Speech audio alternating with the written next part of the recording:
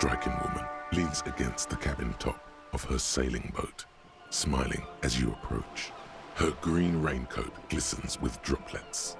A silk scarf is tied around her throat. Good afternoon, officers. I'm Joyce. Joyce L. Messier. I represent the board of Wild Pines, the owners of the harbour. You gentlemen must be from the RCM.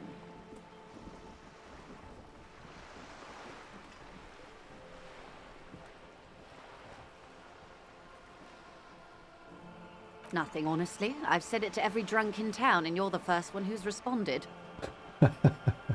Relax. She meant it in jest. Beaton, my maiden name.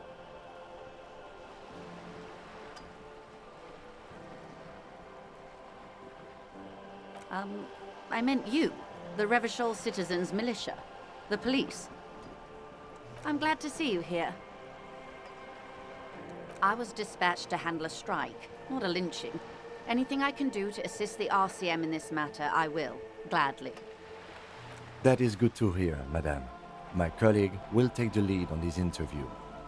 I should let you know that he is recovering from an unusual medical episode.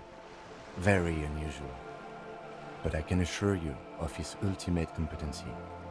There's a trace of irony in his voice. Mischief, even. The lieutenant is hatching some scheme.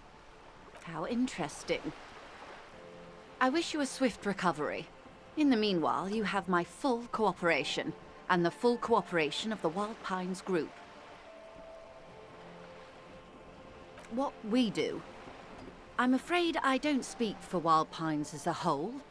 It's a giant undertaking. There was a touch of discomfort there. She wants to merely represent. The Pines' core competency is logistics. Container shipping, freight, that sort of thing. See those airships there, blinking? Those are the shipping side of things. And that is the terminal. Another subdivision deals with energy, oil and gas exploration, offshore platforms. The Wild Pines Group is one of the original Revacholian Indo-tribes. Companies awarded royal monopolies by the king, the suzerain himself, centuries ago. The king is long gone, but several of the Indo-tribes remain. Saint-Baptiste, Elysium, an unknown entity known as Brightest Star. Why, thank you.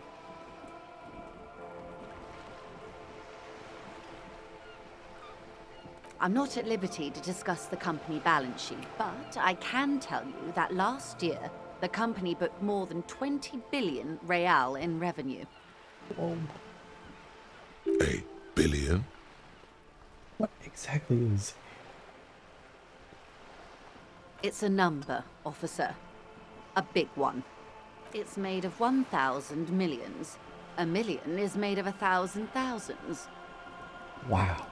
20 billion is a large number, but the conglomerate employs 72,000 people. They all need to be paid. Then there are capital improvements, interest payments. A conglomerate the size of the Wild Pines is like a shark. If it stops moving, it will die. Then what becomes of those 72,000 families? It's a tremendous responsibility. They started as an exploration and cargo fleet conducting trade between the Samaran and Insulindian Isolas 250 years ago, when pine ships explored the South Seminese and charted Lomantang on behalf of the suzerain. Centuries of care, deliberation, and madness have gone into this endeavor. Vessels pass through the great unrest to re-emerge with apricots in tow. The logic of the system is totalizing. It's taken everything from its employees to build it. You know more than you let on. Certainly it helped, but most of the original Indo tribes have failed or been absorbed. To survive, Wild Pines had to grow and adapt. No suzerain did that.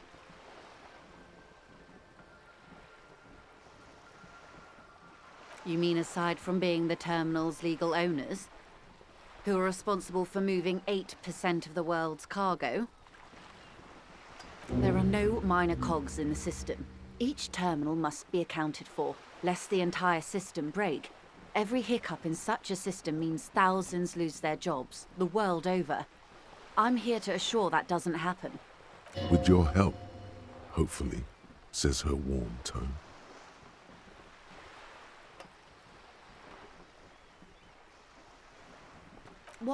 There was a touch of discomfort there. The Pines call, and that is... The Wild Pines group is one of the original Revacholian Indo tribes. Companies awarded royal monopolies. She nods.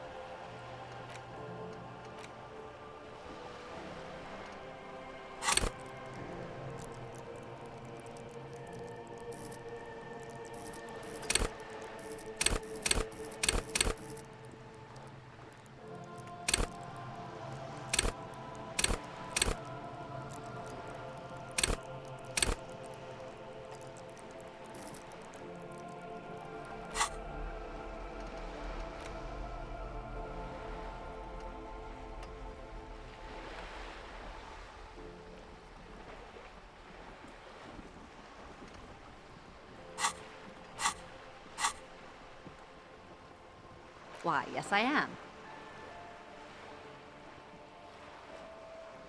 The boat? No. It is called Cordelati 19 because that's the type of sloop it is. It's a pleasure craft, a 19 pacer. It also happens to be rated for Category 1 racing. Though these days I mainly use it for business. My sloop? I like it a lot. It's the eel's hips, baby. I'm enjoying this part of the interview. It has so little to do with the murder we're investigating. I really do, the lieutenant thinks. Is she thrown off yet? He's looking at the woman, assessing her. Of course there are. We're on an archipelago. How else are you supposed to get around? Yes, we are. We are on Le Caillou. We are. And the city of Revachol is on the island of Le Caillou. I haven't seen anyone else drive a souped-up Capri Kenema motor carriage either. Actually, that motor carriage has been specially issued to serve as a patrol and pursuit vehicle. It's for crossing long distances in the greater Revachol industrial harbor. It's not a toy. Neither is this. A toy, I mean. It's a machine for crossing long distances in the Bay of Revachol, between the city and the islands. You need to make this lady admit she's only riding around on this boat because she's rich. Why what? Stop thinking. Take her down.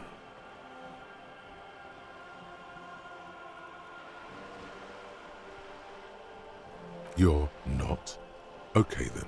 Just keep on admiring the boat then, unburdened by envy. Officer, I assure you I'm a highly qualified pleasure craft operator. The crowns of her teeth are porcelain, white as the boat's hull as she smiles. Qualified pleasure craft operator. So charming. Where's the damn license? I just renewed its safety inspection last month, officers. It is completely seaworthy. In fact, it's taken part in not one, but two insulindic regattas. Even finished once. Actually, you don't. The Wayfarer Act specifically denies the RCM the authority to demand anyone's operator license. It's a little known fact among us law officials. I was just being polite. Even school children know the Wayfarer Act.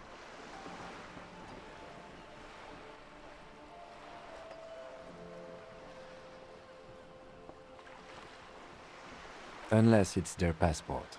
No. Do you want to ask for the lady's passport? Of course. The woman is silent, smiling while the waves lap against the hull. In your hand, under the plastic, a light blue passport saying, Republic of Vespa. The coat of arms has a lion and an ostrich. Seigent. The Republic of Vespa, formerly the Republic of Vespa Messina, was once a dual kingdom. An amicable parting of ways produced two constitutional monarchies. Vespa, the richer of the two, is an occidental nation known for its proximity to the Pale and its exotic financial derivatives. It is a stable country, and yet there has always been something ominous about its perfect stability. It's a place at the edge of the Muindi Isola, overlooking the Ubi Sunt Isles, fracturing into the great unrest of the Pale.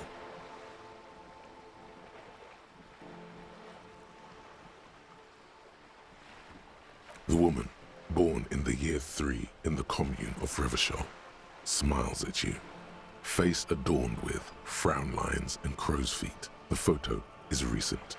The name reads, Joyce Leighton Messier.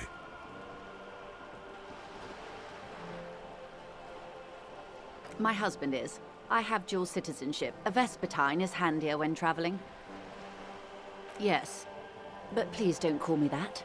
Joyce is much more efficient. She doesn't like it. Probably a bad memory. Mean girls at school or some ancient lover. She nods and returns the plastic bag to her coat.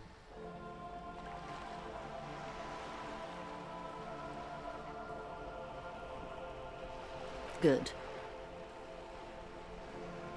Everything. Right up to, but not including, trade secrets. First, you'd have to repeal the Emergencies Act of Trade and Aliments. That gives me the right to silence. It's quite the octopus. Good luck is only kept in place by the vested interests of half the civilized world, including your own. What the ma'am means is that the Emergencies Act and the RCM both get their authority from the coalition government. You'd be shooting yourself in the foot, in other words. But I am derailing us. You wanted to know about the strike. I believe the official title is Senior Labor Negotiator. In practice, I'm a grocery clerk. I relay the union's demands to Wild Pines and return with Wild Pines' counteroffer. And how are the talks going? They're not. That's the problem. The union stopped all negotiations a week ago, after that awful lynching took place. Now they won't even let me into the harbour. There's a 2-meter-20 racist behemoth blocking the gates. Oh, so you've met him. Has he beguiled you with his inane theories? My colleague has his peculiarities. Let's not go into this particular one just yet. Of course. To each their own.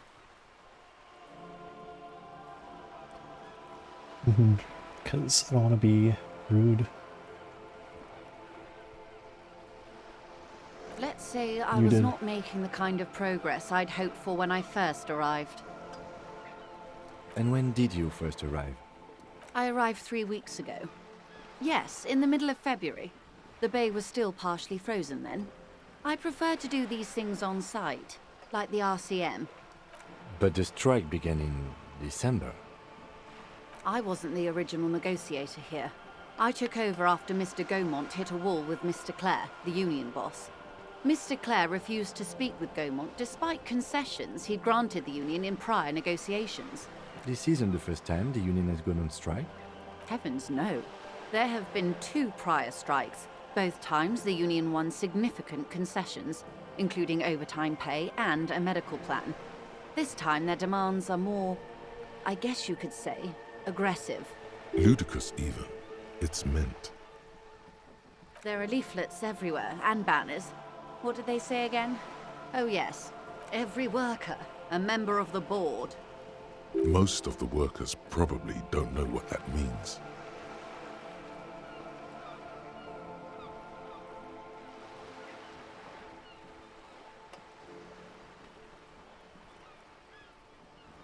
In its defense, another said, demand democracy. Pretty tame stuff compared to every worker, a member of the board. It's quite simple, you see. Every time the Wild Pines group makes a decision, about what? About anything really, it needs the signature of each of the 2,200 workers in its Martinez terminal. Just so you understand, this is but one of 22 terminals owned by Wild Pines. Essentially, not only are they kings of the company, they are also kings of the 72,000 employees of Wild Pines Group.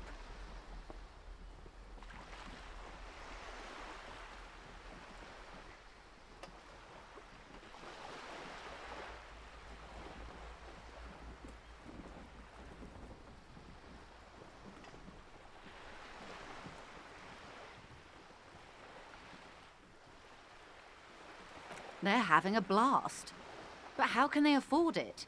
After 4 months, my assumption was they would prefer a more practical solution.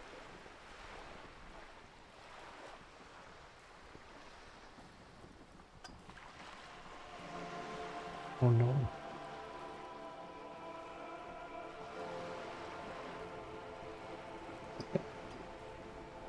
You don't know me. I'm still in grad school, bro. I'm not sure. Naturally, I assume that was just their opening position. A hard-nosed tactic with a side of mockery. But there's been no follow-up, just the same nonsensical slogan repeated over and over again.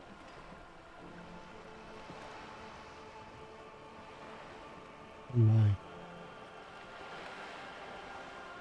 Yeah, you could. That's a bold move, man. You could try it.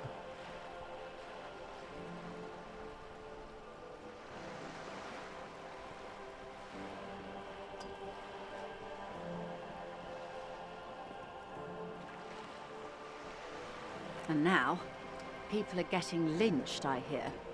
Behind the whirling in rags. A disastrous situation if there ever was one. Excuse me, from whom did you hear about this lynching? I first heard it from the bowyer at the gates. The one whose very name advertises his aversion to work. I think he said it was, "Call me mañana." This checks out.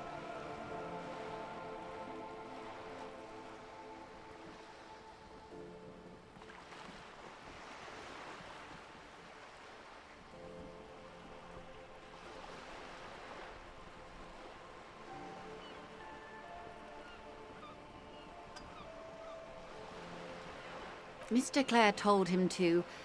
how did he put it? Fuck off, midget. Gaumont is short of stature, you see. Keep in mind, this is a negotiator Mr. Clare has worked with before, and who was more than fair with him and the Union.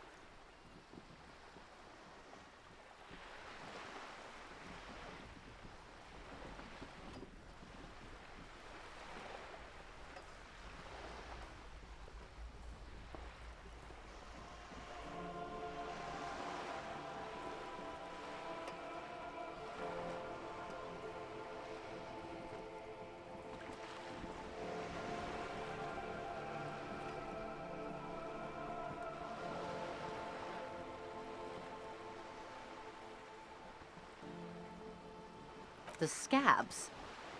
You mean the huddled masses of Jamrock come to plead for work where the Union refuses to? If they were organized by Wild Pines or its affiliates, then it would be a company secret. I could not share it with you. Not right now, at least. It's implied she's open to discussing this matter with you at a later occasion. The scab, if they... It's implied. There are leaflets everywhere. Most of the workers probably don't know what that means. In its defense, another said, demand. Fortunately, they explained it. Every time the Wild Pine, just so you understand, this is but one of 22 terminals owned by Wild Pine. I'm not sure. Naturally, I assume, and now... Excuse me. I first... This checks out. Everard Clare is a man of the utmost integrity. If you can say one thing about him, it's that he always puts the interests of the workers first. Of course not. Everard is fantastically corrupt. I imagine he has a thick, viscous goo where you and I have blood. He is the most corrupt individual I have ever seen, and I deal with men like him for a living. If there is anyone more venal, more irredeemably nepotistic, then it's his twin brother, Edgar. Yes, Edgar looks exactly like his brother, except for that lazy eye. He also talks exactly like Everard does, and when one's term as foreman is up, the other takes over.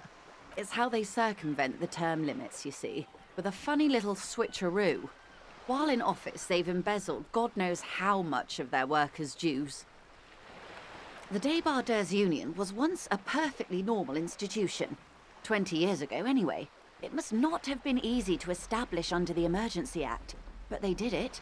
I can respect that. Organised labour at its best, as they say. Then something happened in the local chapter elections. The brothers Clare came and transformed it into a... how do you say? A mob.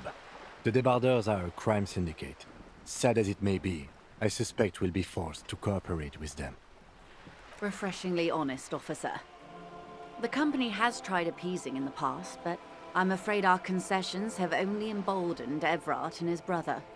And your opinion, detective, if I may ask? I'm a curious and talkative person, you see. Would you say the Débardeurs Union is... Of course, officer. I'm glad you asked. There was a woman, the previous forewoman of the Union. She disappeared. Disappeared? Yes. On the last day of the local chapter elections, her daughter phoned in and said she wasn't running anymore, or coming to work. Ever. End of story.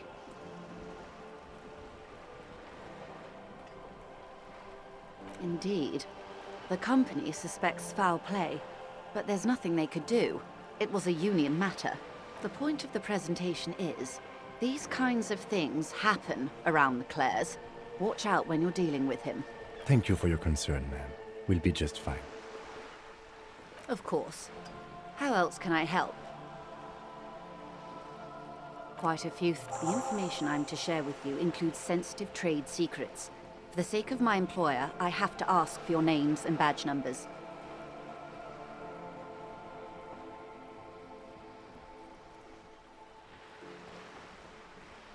Secret task complete. Of course, ma'am.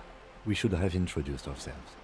I am Lieutenant Kitsuragi from Precinct 57. And this is my colleague from Precinct 41. I'm afraid he doesn't have his badge at the moment. I hope mine will suffice. How curious. Why is that, Detective? Awkwardness washes over the conversation. The woman doesn't like this turn of events. I see. So, are you saying you lost your badge during the course of this episode?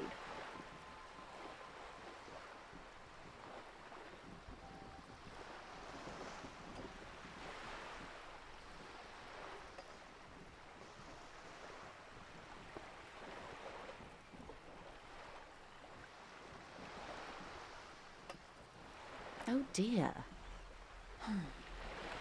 I suppose this does explain some of the more curious turns in our conversation. She must have been suspecting something for a while now.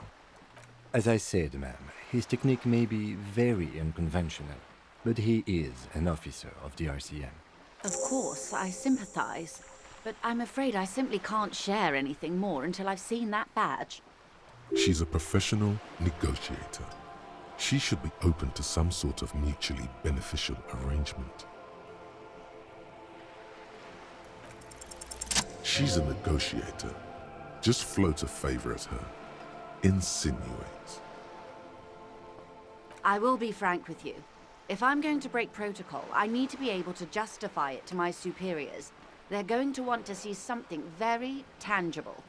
You're in, but expect her to drive a hard bargain. Reports from inside Terminal B suggest it's a hub for the local drug trade. This is an open secret in Martinez. The Union controls the terminal, so it goes to reason. They're profiting from this trade.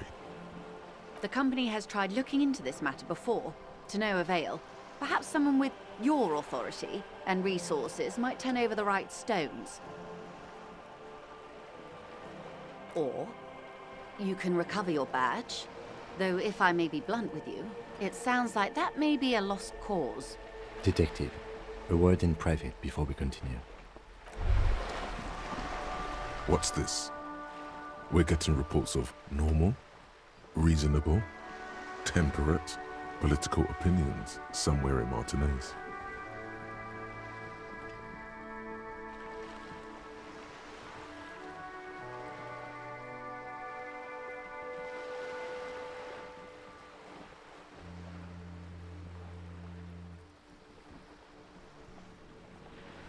Of course, a radical centrist. In these bright and loud times where 1,000 frequencies drown one another out, sober thinking is a radical act. It's time to become a citizen of the kingdom of conscience.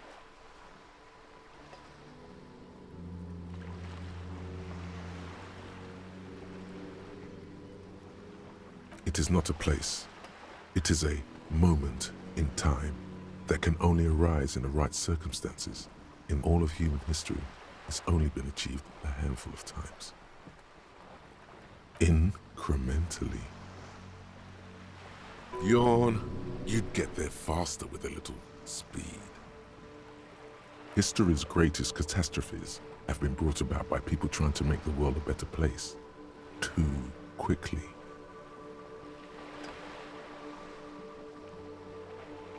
That's the genius of Dolores Day. She recognized that progress is meaningless if its gains are lost because of instability. Real, lasting change can only come about gradually, increment by increment. Tisk tisk, just because you live in the present doesn't mean you have the right to place your needs above the needs of the future. You may never live to see the kingdom of conscience. Your children may not. Even your grandchildren might not. But that's no excuse not to keep working. What rationality? What a fucking joke.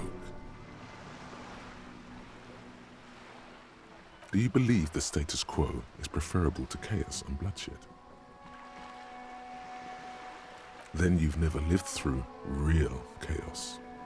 Sometimes, in the face of great disaster, defending the status quo is progress. The kingdom is difficult to comprehend and even more difficult to describe, partly because humanity will need to discard many of the categories that define and limit it today. The kingdom of conscience is post-capitalist, post-national. It's also post-industrial, post-ideological, and even post-sexual.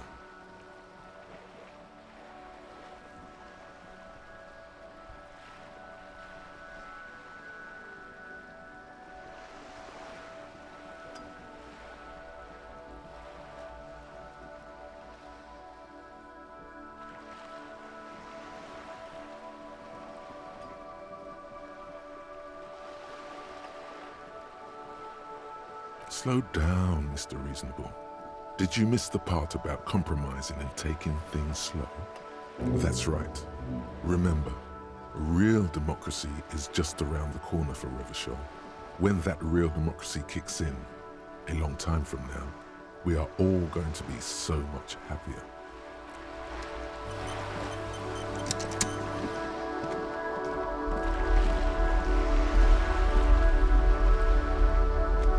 This is not going quite as I hoped it would, Detective. Honestly, I was expecting you to use your unorthodox technique to keep her off balance, and not volunteer us to be her henchmen. This woman is running circles around us. She might have known about your misplaced badge all along, or she's simply an adept improviser. Either way, we've played straight into her hands. He doesn't let it show, but there is a limit to how much the consequences of your unprofessional behavior can cost the investigation.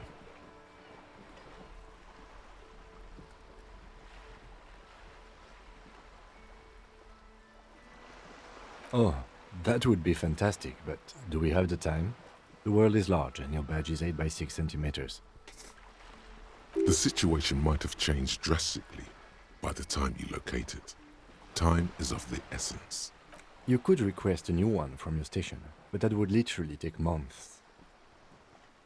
No, if there is reasonable suspicion, we must investigate. Otherwise, she could claim we are siding with the Union, or that we are on their take. We'd never hear the end of it. What I propose is, we ask her, then we investigate, briefly. But do not share the outcome of this investigation with her. We tell her it's done and demand for her information on the lynching.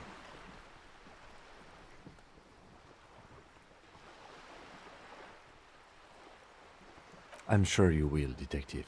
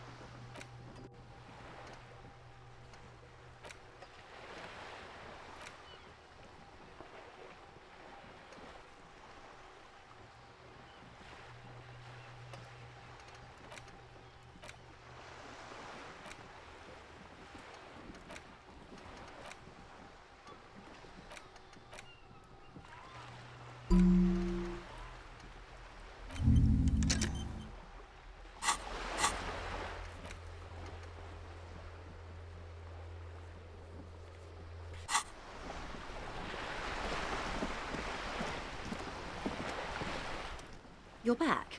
Good. What can I help you with? It's quite straightforward. Someone is using Terminal B to smuggle raw ingredients from the Samaran Isla into Revachol with the Union's blessing. Wild Pines has suspected it for years. Ingredients for what, ma'am?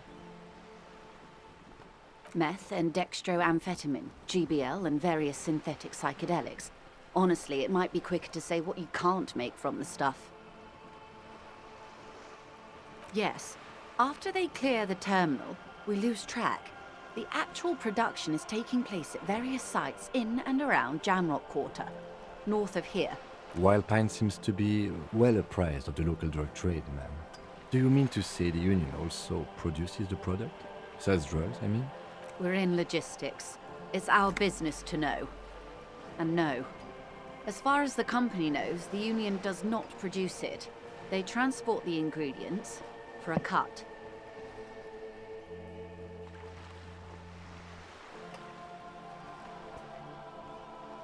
Yes, but you won't get anything out of Evrat and the Dockworkers Union. Still, every chain has its weak link.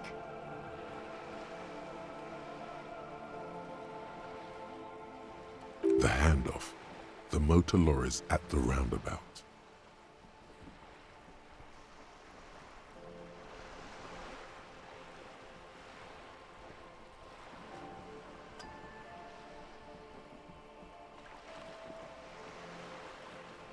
Precisely. Someone needs to move the ingredients from the harbour into the city. Once they reach Jamrock, they're distributed to a network of local manufacturers well beyond our grasp. But in transit, they're vulnerable. How convenient that they're stranded like beached whales at that roundabout. Perhaps you've noticed that a number of lorries are tangled in a traffic jam at the roundabout just now. Interview the drivers who are still hanging about. One of them might be waiting for a crucial shipment. I'll be explicit. If you find this driver, I will share company secrets with you.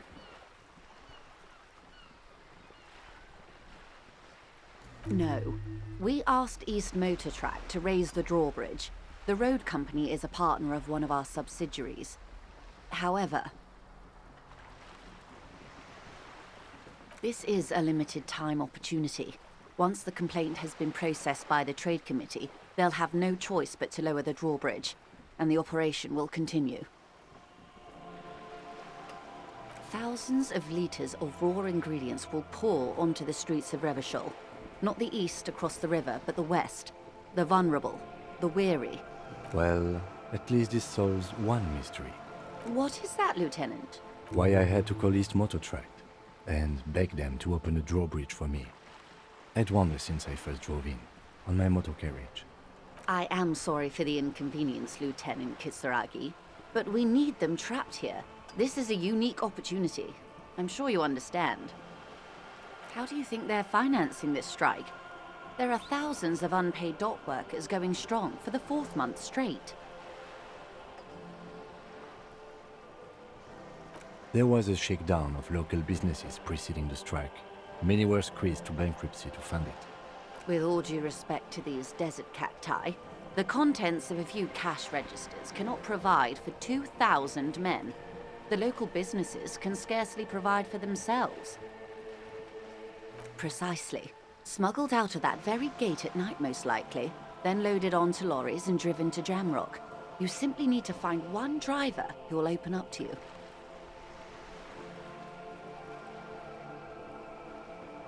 We did, on more than one occasion.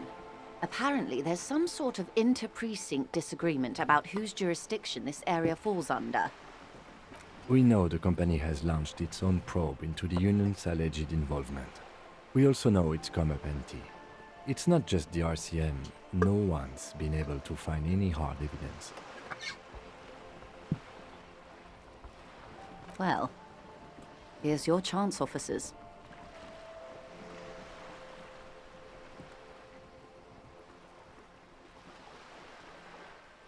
Yes? Excellent. According to my reports, there are at least 3 lorry drivers lingering near the roundabout. Hopefully one of them will know something. It may come to nothing, or it may just blow the case wide open. I can keep the drawbridge up for a few more days at least. You should have the time you need. In the meantime, let me know if there's any other way I may be of assistance.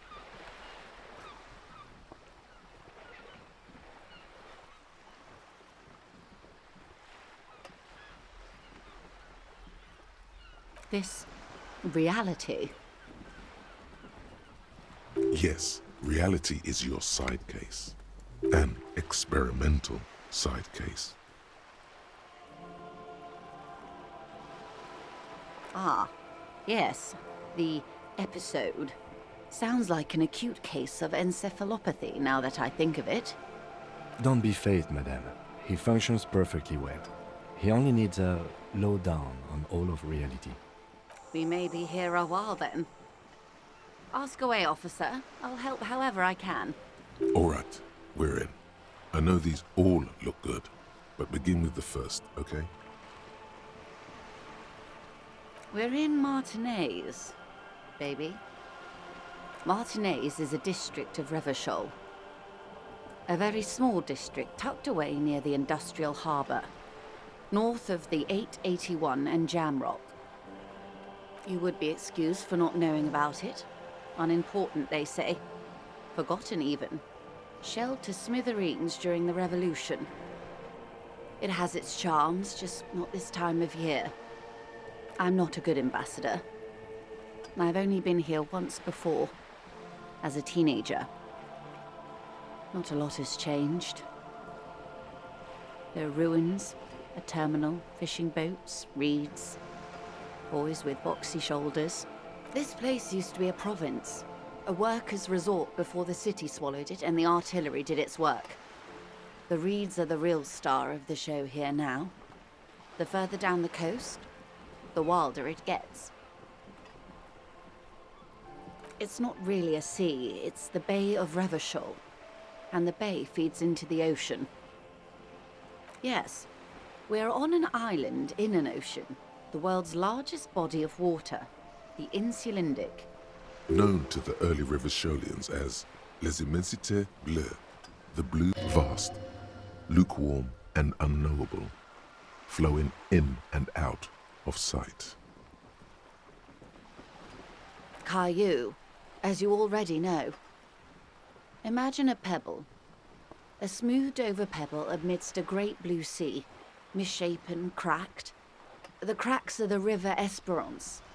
We're in the delta of this river on the 6th branch, the Martinez distributary.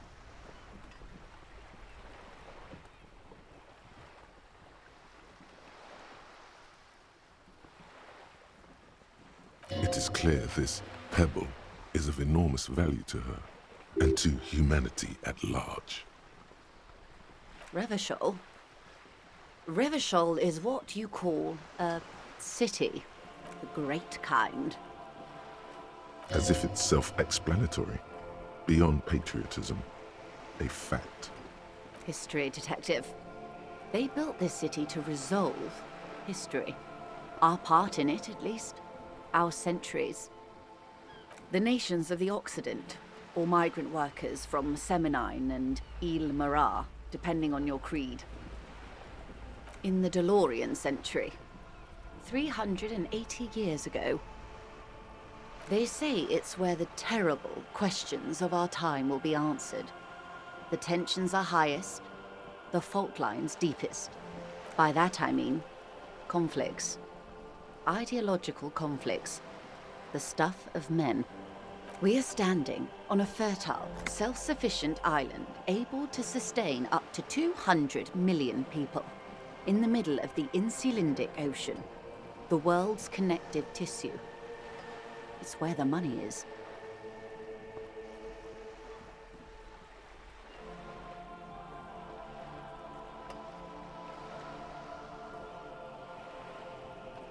Oh, we're quite a way off. About 22 kilometers from the center of the world. That soldering iron is the Bank of the World building. The bottom floors are Insiacom. Coalition government, Insulindian Mission Command. Silence. She lowers her hand. The water, the light. It's as though you're seeing it for the first time. There is no recognition, only the immensity of the sea and the cold radiating from it.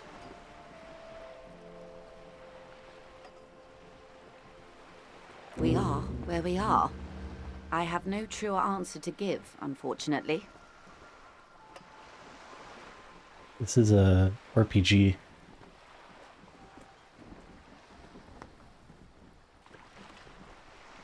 It's like a very I don't know, it's not like a game I've ever played before.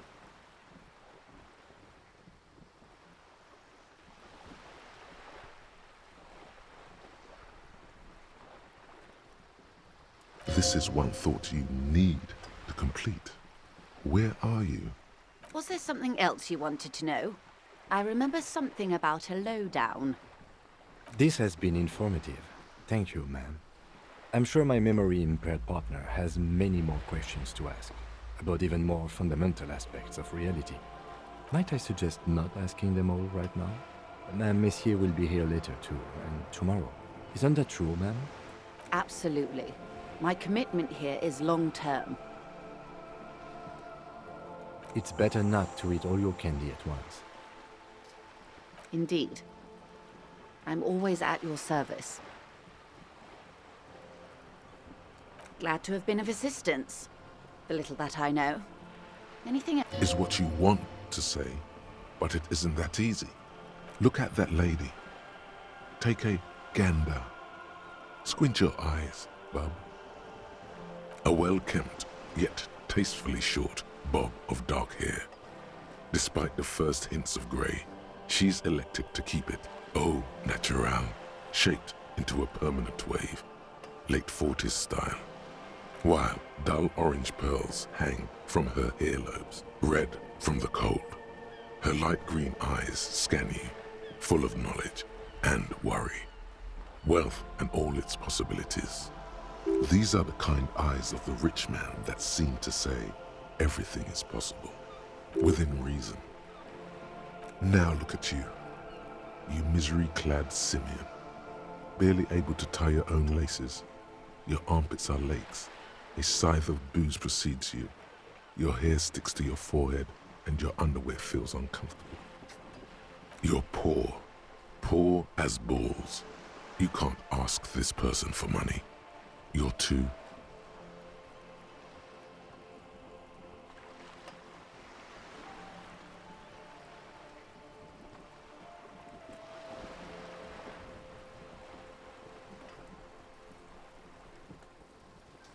I'm not ashamed to shake this leech for some dough.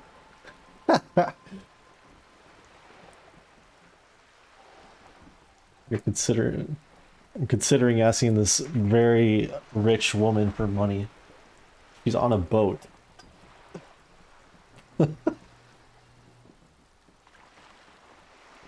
Like, I'm too...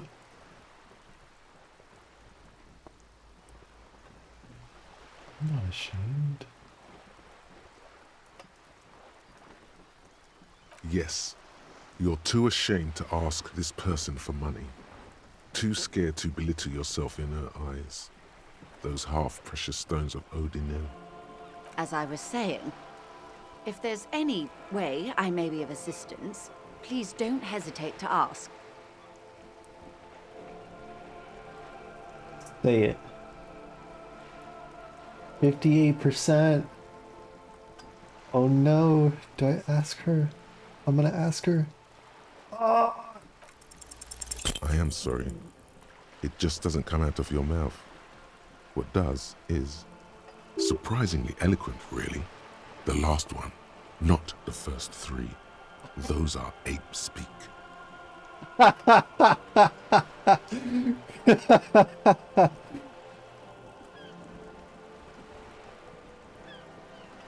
Surprisingly eloquent. Last one. Money. Oh no. Oh god. We're gonna do it. Excuse me? I didn't hear you. Did you say money? No, I didn't. Let's talk about something else. Of course. Of course, Detective. Take care.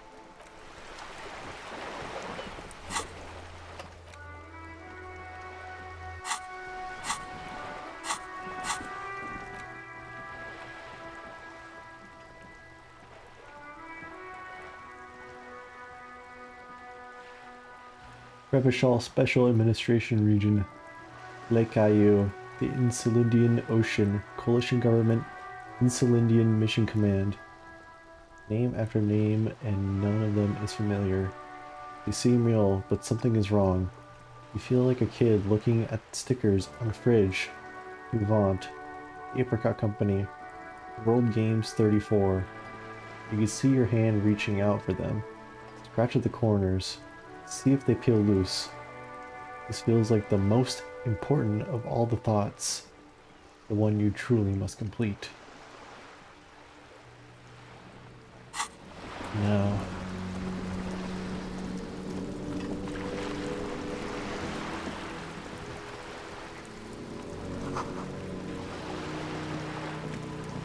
It's raining now.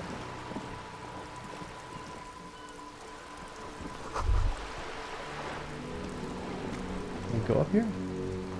Oh no, it's just the overhang. No way.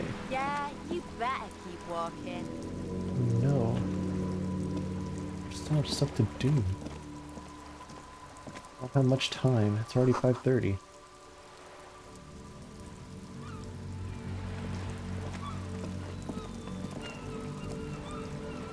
Look at me when I'm talking to you. Old paint.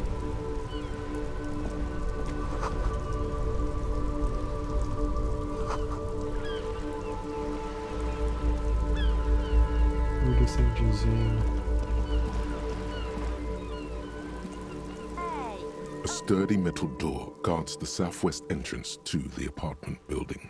It's locked. The door rattles against your knuckles, but there's no response.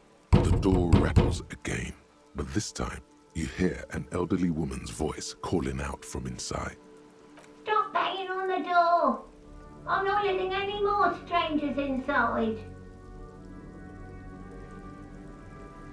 doesn't matter who I am. Now go on, get out of here. Ha! The police?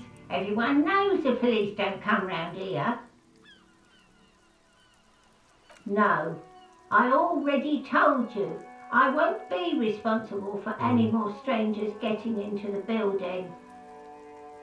Go check the backyard door. Maybe someone there will. Backyard door?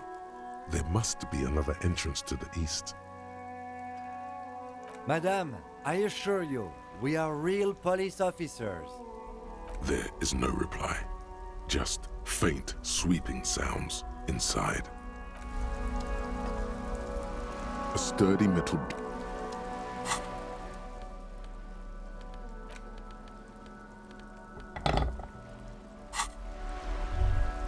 A sturdy metal door.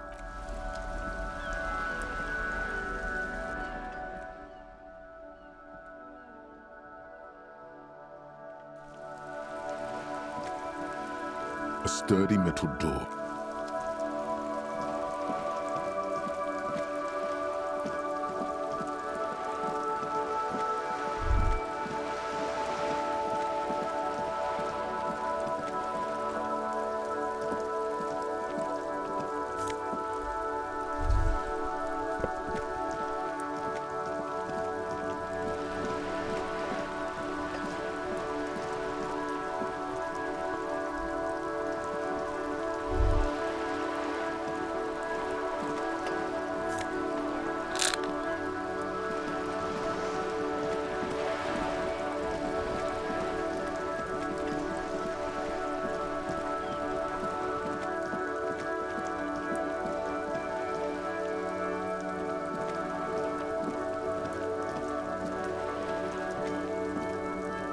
This is a wall on the side of an apartment building.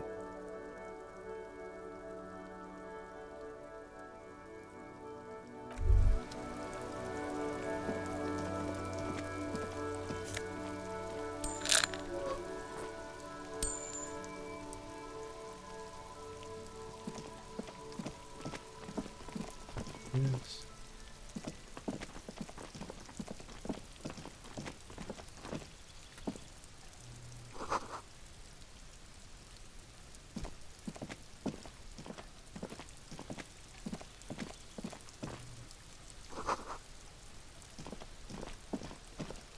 Hey, what's that noise down there?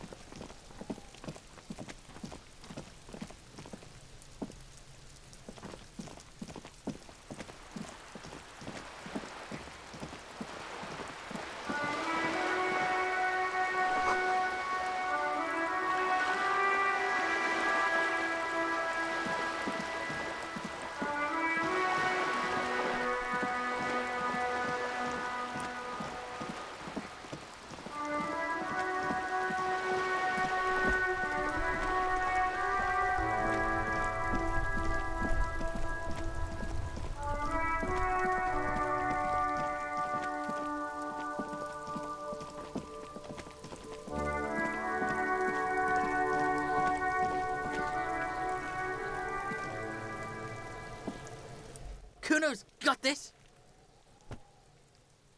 If there ever was such a thing as an ugly kid, then this is it. He's almost exquisite in his ugliness, like a gremlin. Oh yeah, nappa gumpy, Cuno!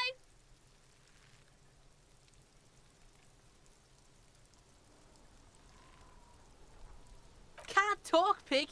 Shit's coming up strong! Throwing rocks! Shit coming up strong. That sounds good. Joyous, you should hang out with this kid and see what that juicy shit is all about. I mean drugs. The kid's on drugs. Yeah, Cuno, ride the lightning, Cuno! Cuno's riding at sea. The rake, Cuno! You should throw the rake at him, Cuno! The fuck does Cuno know what a rake is? Cuno's not a gardener. The fuck are you talking about? He's calling us Cuno! He says we're fucking each other! We shouldn't do anything. I don't tempt such forces.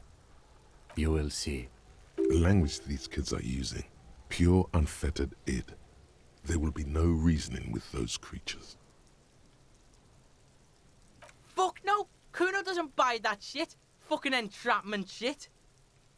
Alright, entertain the Cuno. Shitload pig. What's your question? Don't tell the pig shit, Cuno! If I were to want to waste my time, which I do not, I would ask them who he is, how he got there, and the usual. The usual being, have you seen anything out of the ordinary? Or have you seen anything suspicious? Just a couple of pigs sniffing around in the dirt. That seems pretty fucking suspicious to Cuno. Yeah, you tell the faggoty, Cuno! Looks like you're a fagari now, whatever that means. The suspicious question doesn't really work in antagonistic situations. Probably climbed. Cuno was busy down the road when that shit went down. You heard Cuno. Cuno wasn't even in Martinez. Cuno wasn't in Revachol. Cuno wasn't regional. I don't know. Some fucking Mesk or I don't know. Some other place. Night City. Cuno was in fucking Night City. The character said he was in Night City. That's where I was. We were all there. Yeah. We were all there.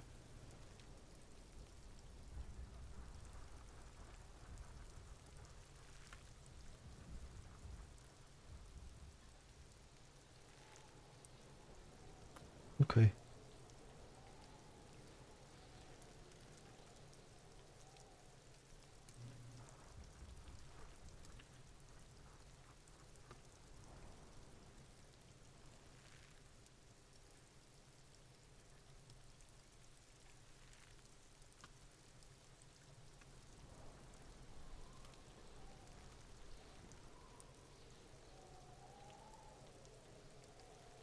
It's not the fucking emoji I expected that to be, but okay. There is no Night City anywhere. That sounds like the name of a city in some pulp science fiction novel. Cuno gives this info out on a need-to-know basis, and you don't need to know. Cuno didn't smoke the gimp, if that's what you meant. Thanks, Cuno. That's one name you can now cross off the list. Cuno's fuck gimp? Cuno uses the fuck gimp for target practice. He's trying to hide the fact that he doesn't know. Cuno knows what you meant. Cuno's not a snitch, that's all. Trying to make Cuno sing into the popo phone. You're testing Cuno's patience here. Get lost, The fuck about it? You're Get lost, Right, pig. This is where Cuno plays with his little wooden choo-choo. Fuck do you want with it? Yeah, whatever. Cuno doesn't give a shit. Cuno's Cuno, pig. It's always Cuno, never I. Clearly the kid's using the third-person perspective as a shield. Cuno doesn't do that smart shit. Don't throw that bullshit at Cuno. Cuno knows you're lying. Trying to get Cuno hooked on the book. The boy knows he has an addictive personality. Admirable insight for his age. Watch out, Cuno! He's trying to fiddle you! He's gonna put his hands on you! Help! Pig's got Cuno! Help! Cuno, help!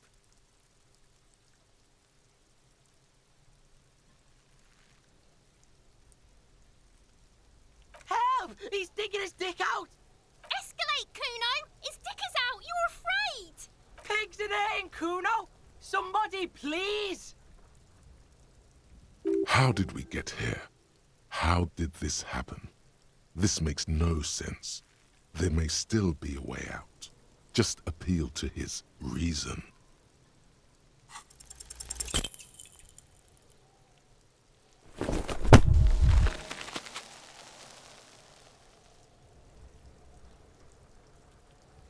You didn't shut him down. Your fat fist didn't meet its target. Instead, it pulled you down with it. Pig's trying not to cry. Cuno can't believe this shit. Can no one stop the Cuno? Pig, Cuno thought you had this. What happened? Cuno can't do anything now. Fucked your shoulder, fucked your knee, fucked your fat body up!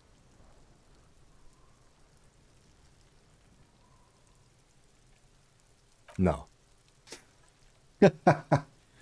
The creature behind the fence makes it a point to laugh even harder. It's a dry laugh, mirthless. She's not even actually enjoying this. She only wants to hurt you.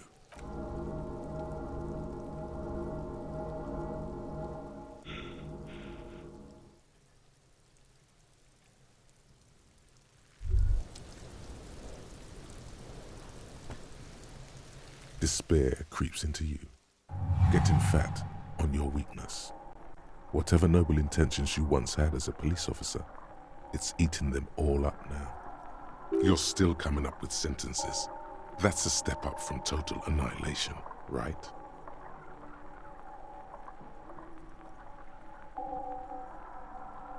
He watches you melt down stoically from behind the lenses of his glasses. Nothing you can say would make you feel any better now. Cop gives up the detective genre for social realism. Another police officer resigned from the RCM following a nervous breakdown. He now lives under a bridge, drinking and occasionally throwing excrement at passers-by, shouting, "I never loved that woman." When asked to comment, former colleagues objected to the theory that his psychological disintegration was precipitated by his wife leaving him. "It's because the Furrows lost that match," said Captain Ptolemy Price, once the man's superior officer. "It's because he couldn't get a big gun from acquisitions, and anyway, police work really burns you out after a while," Satellite Officer Jean-Vic Mayer, the deranged former cop's partner, commented. Sergeant Matt Torson, another former colleague, did not propose any theories, merely saying, whatever happened to him wasn't about birds. He got fucked, that's all.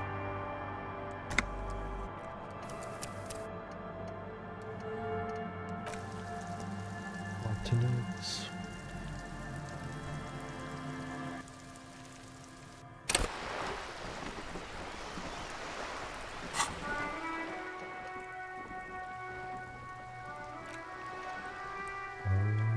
Oh my God.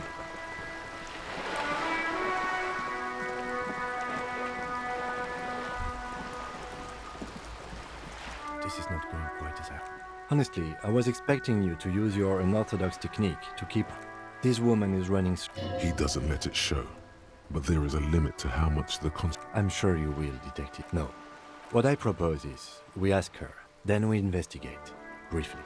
Oh, that... The situation... You could request...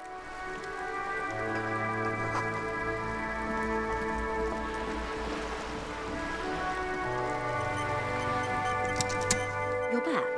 It's quite straight. Ingredients for... Meth and yes. Wild pack... We're in yes. Wild pack... We're in logistics. It's our business. Yeah. The handoff. Pretty. How convenient. Perhaps you've... I'll be explicit.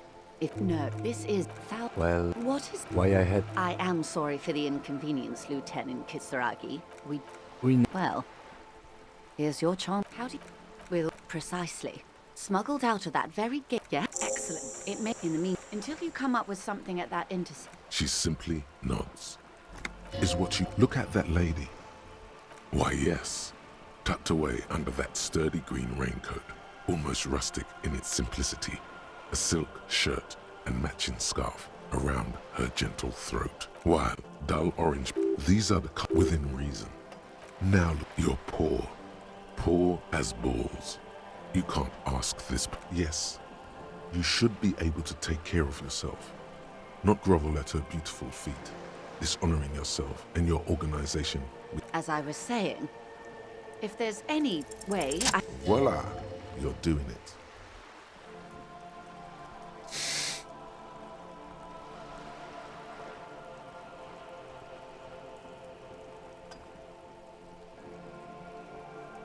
Why, yes, I am rich. How much money do you need? Hopefully not too much. I couldn't bring all of it with me. What the fuck? She's surprisingly nonchalant about this. I Could would it be need that she's 70 almost real. the predicament that she's letting on? That's a reasonable sum. Not too small, not fantastically large. Oh my god! She removes a few notes and hands them to you. The paper is cold and oily to the touch. So, I hope I didn't just bribe you, officer. It may not be technically illegal under the Emergency Act, but still.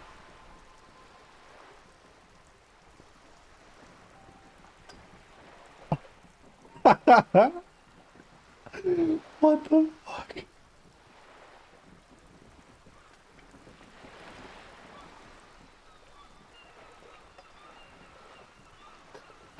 What the heck? This is like the most embarrassing thing I've ever seen, and it actually worked.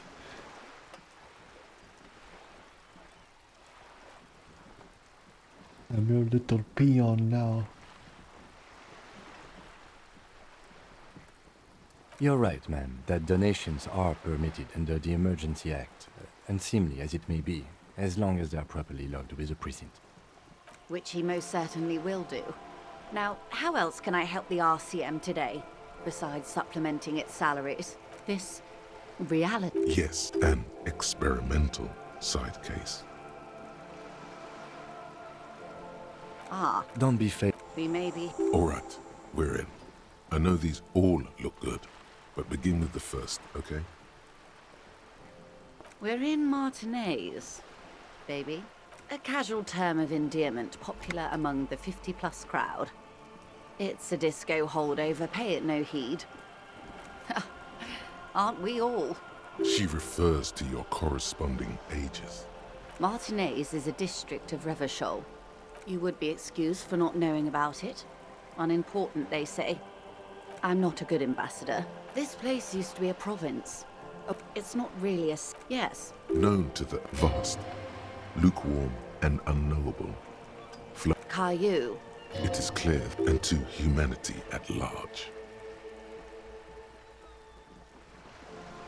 Revachol. The great As if it's... history detective. The nation's in the DeLorean century. They say, by that I mean, we are standing on a fertile, self-sufficient island able to sustain up to 200 million people in the middle of the Insulindic Ocean, the world's connective tissue. It's where the money is. I think it's fair to say so. Martinez is about 22 kilometers from the center of the world. That soldering iron is the bank of the world building. The bottom floors are Insiacom. Coalition government, Insulindian Mission Command. Silence. The water. There is no recognition.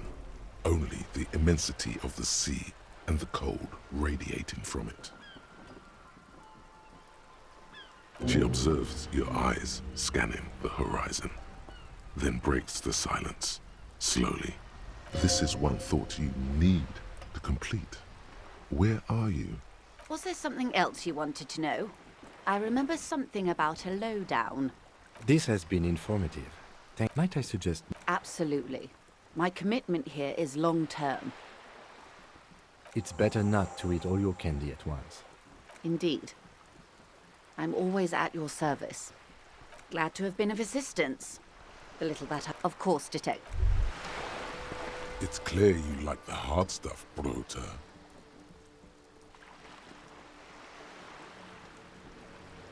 Evening falls. The time has come to take the vow. The vows are blood and flesh. Lower intestine? The term is metabolic and circulatory system. Fascism, Brota. Many things, but it's mostly about trusting your gut. Who does your gut tell you is the source of Revishol's problems?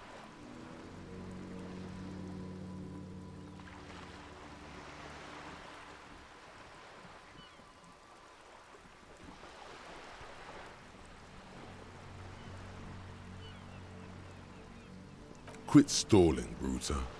We're talking about the weakest, worst, most insane thing. The weak link. Yes, them, but also women. Women, men of war. You don't like them.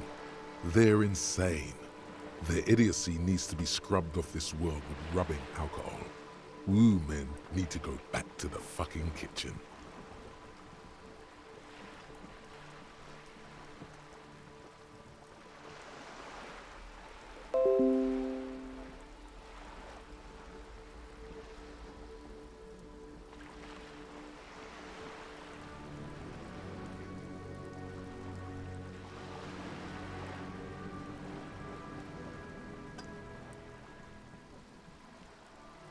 That's what fascism boils down to. The rest is also important. But the main thing is that women need to know their place. Feminists? No, it can't be. Not you. No, stomach truth. You're having a stomach truth. Because you've said the hard things that others won't say. The good things, you've said them many times.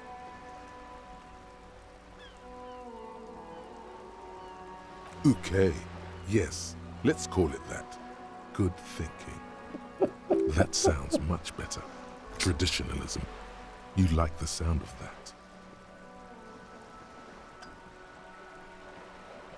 To the judgment. You're going to keep your views, right? Keep your views, Brota. Nah. There's a slow, painful growl somewhere in your intestines, knocking on your alcohol-engorged liver. It is one of betrayal and disappointment. Sorry.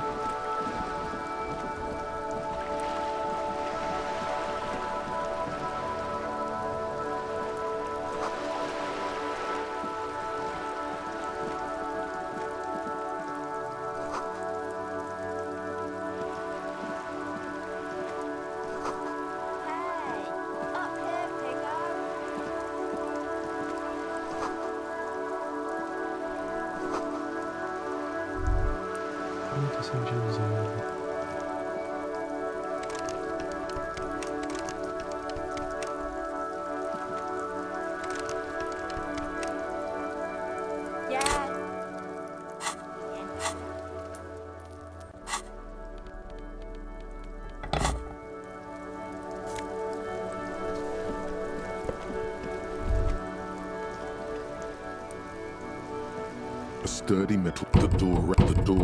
Stop banging on the door! Ha!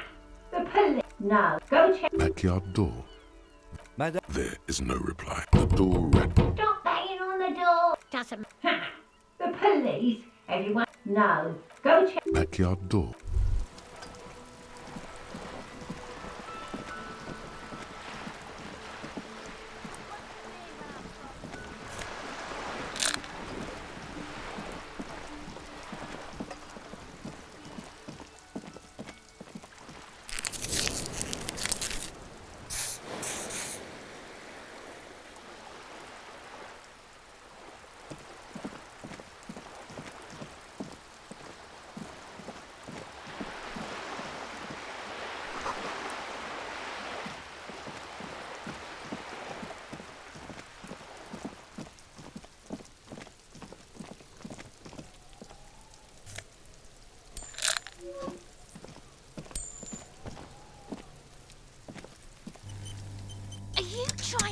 sneak up on me? Come to slit my throat in my... Logic error. She is not sleeping right now. Pig's come to take me out. Trying to snuff me out. Don't get fucking clever with me, pig. You think you're so clever. Trying to sneak up... Trying to sneak up on...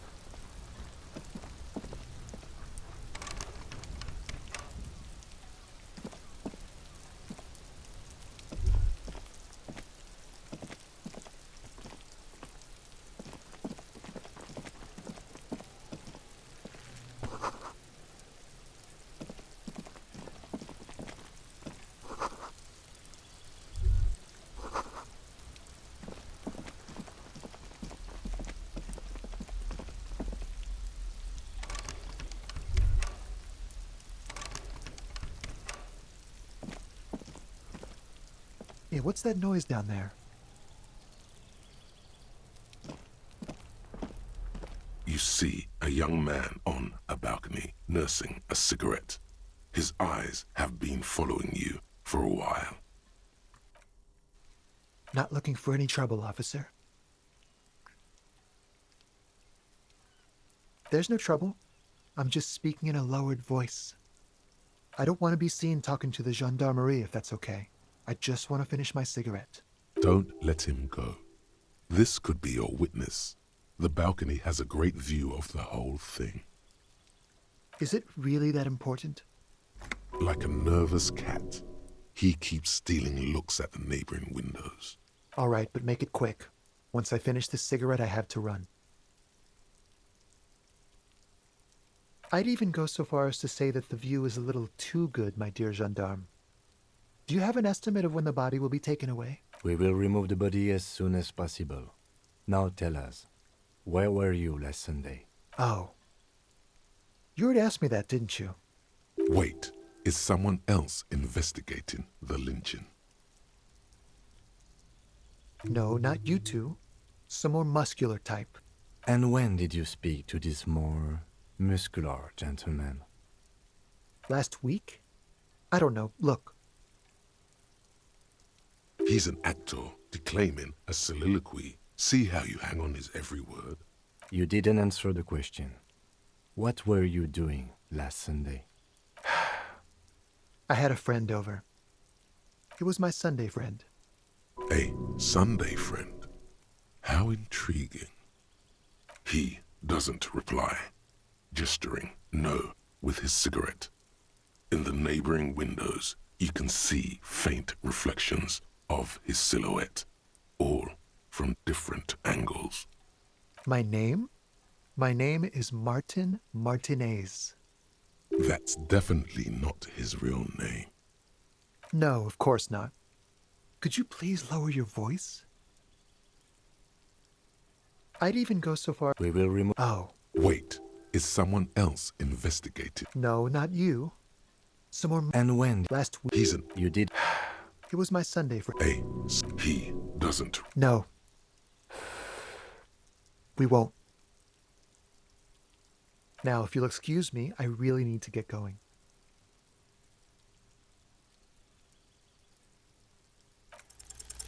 This isn't the place or time for questions. Who knows who might be watching from the distance, hidden behind the curtains? For a moment, the man on the balcony seems almost vulnerable. Something moves in the depths of his feline eyes, compassion and a hint of understanding.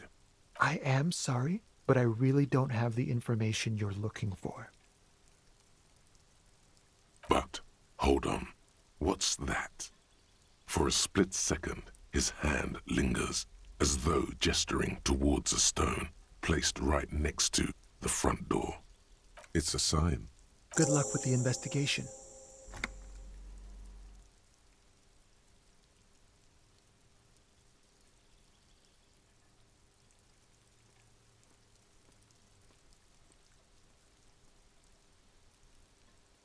He's gone.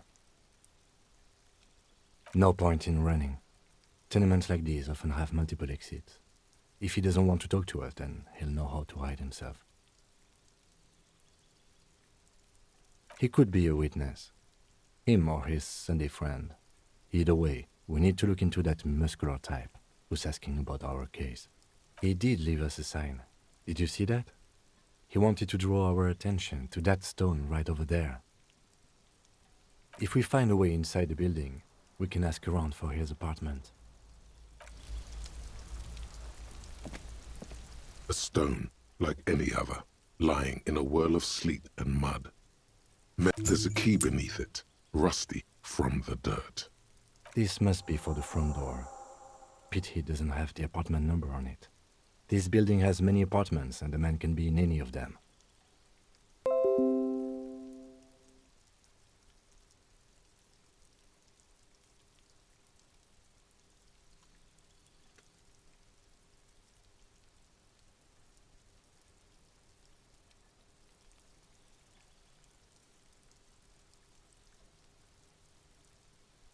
We'll just have to go in and see.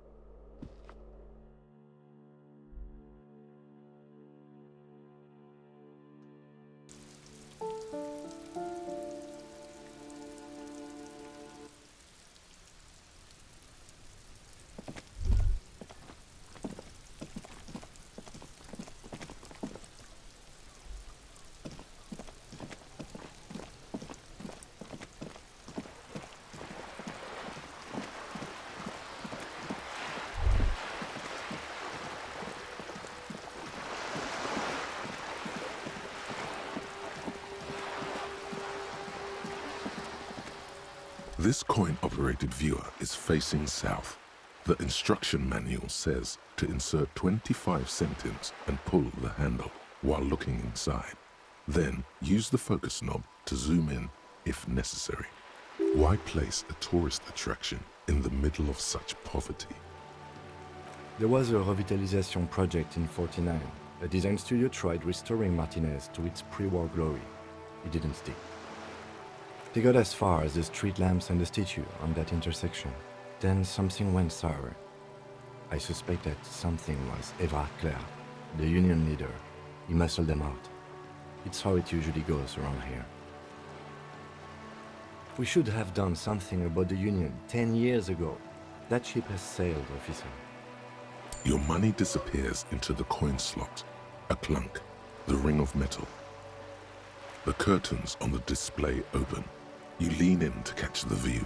It's blurry, different blues and greens. In the middle of the shimmer stands a drab grey shape, like a ghost. The lenses shift. The ghost sharpens into an islet in the bay. In the ruins, a man-made structure is visible, a half-sunken sea fort, its concrete almost reconquered by nature. It looks as if it was abandoned quite some time ago. Nothing but a rotten tooth remains of the anti-aircraft tower. A lonely birch tree grows out of it, its leaves ripped from it by the winter wind.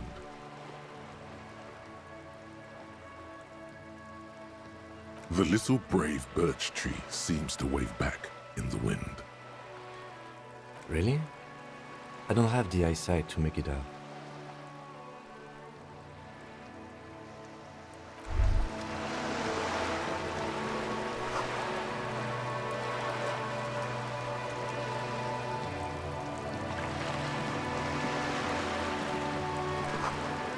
Yeah.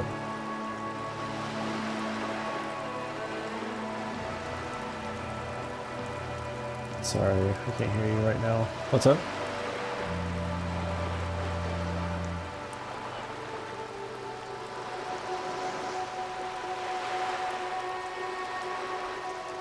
Maybe they just had like an old tweet that like didn't go out properly.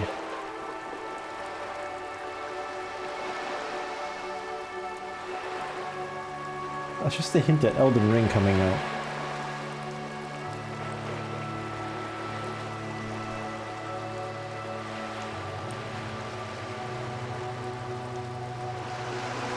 Yeah.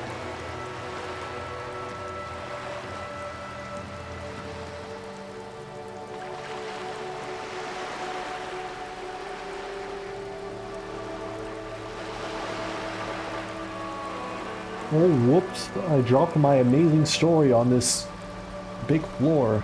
I don't know. I threw this story into the garbage disposal.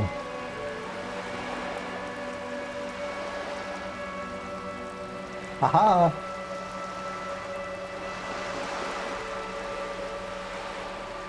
I failed to deliver.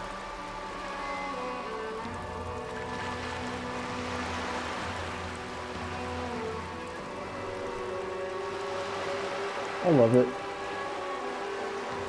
I love it. They got their sweet comeuppance.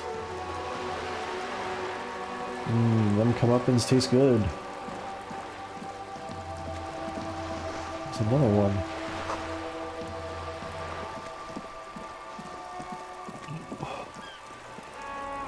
There's so...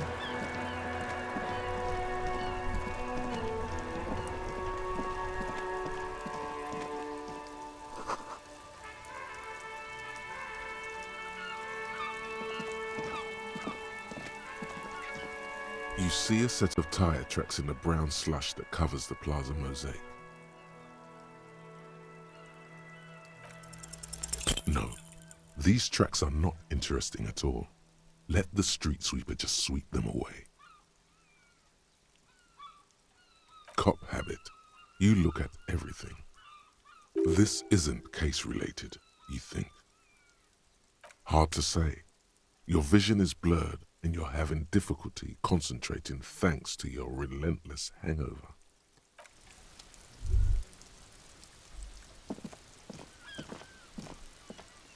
An old call box with a matrix of push buttons lists all the companies in the East Delta Commerce Center. An off-key melody starts playing after you ring the doorbell. Then a woman picks up the receiver. Cuno, please stop calling here. Grown-ups don't have time for your stupid games. Oh, I'm sorry, officer. I thought you were... But the doorbell is broken and the bookstore shouldn't even be on the list anymore. So I can't help you. Please don't call here again. Thanks. A single beep indicates that the line you hear the same waiting room music, but no one picks up the receiver anymore.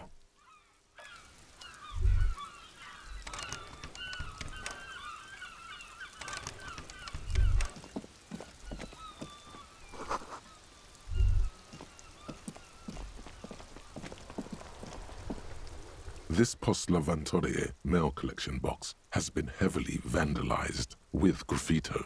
A closer inspection reveals 2 bullet holes in the front.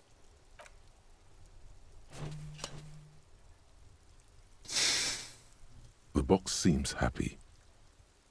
Eat shit pig, fucked by the coon, and St. G with a crown have been scribbled on it.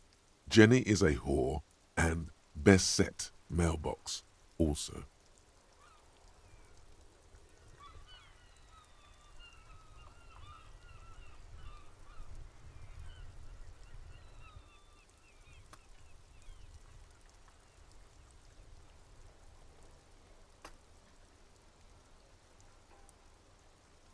The mailbox does not know how to man up. It is an inanimate object.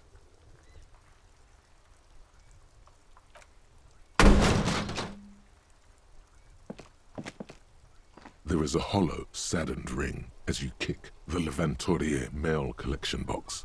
It sounds betrayed, in disbelief even. Your toe has suffered damage. It... Cool. You really showed that mail collection box. Stupid. He does not actually think it's cool. If anything, the lieutenant feels sorry for the poor box. He's leaning in to inspect the layers of graffito that deface it.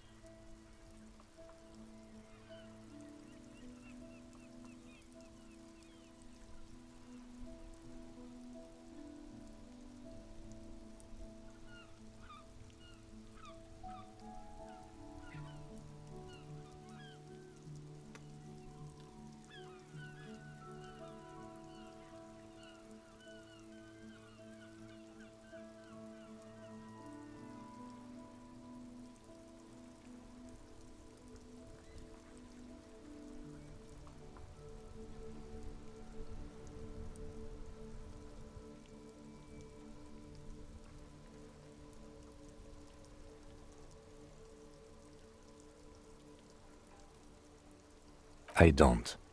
Let's go. He must see the box as the weaker of the two, and you as a bully. Something he doesn't stand for.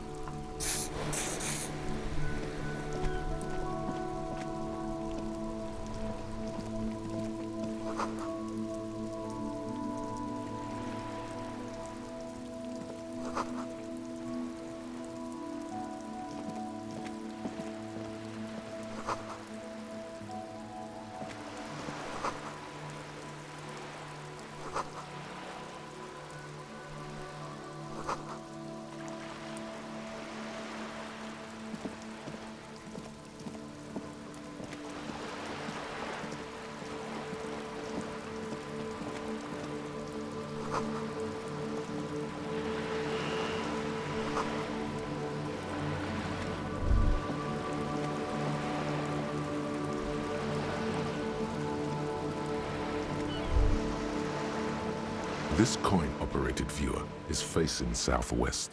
Its coin slot is full of fossilized bubblegum, rendering. Probably some kids. The metal feels cold and wet under your palm. It looks unhygienic. A thick layer of graffito covers the lenses. You spell out the word Onug, written on the other side, with N and C scribbled backwards. That's Cuno on the lens. Under the graffito, a sea of blues and greys appear. Behind the water lies a coast studded with concrete and reeds. On it, a church on stilts, lanky weather-worn wooden planks, an X-shaped cross topping its tower. You know this to be the star of Pericarnassus, or the Cairo, the central symbol of the Pericarnassian church, a star, a great moral height to be strived towards. The church looks old and weather-worn. There are no lights in the windows. Around the large wooden building you see chunks of sea ice gathered on the beach, and a small tent set up on the ice.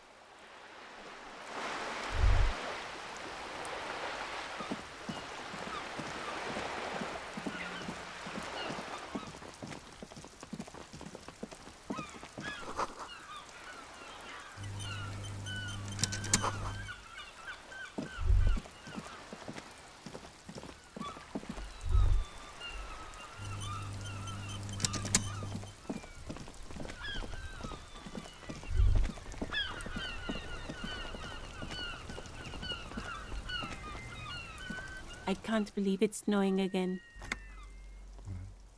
It felt like springtime just a few days ago.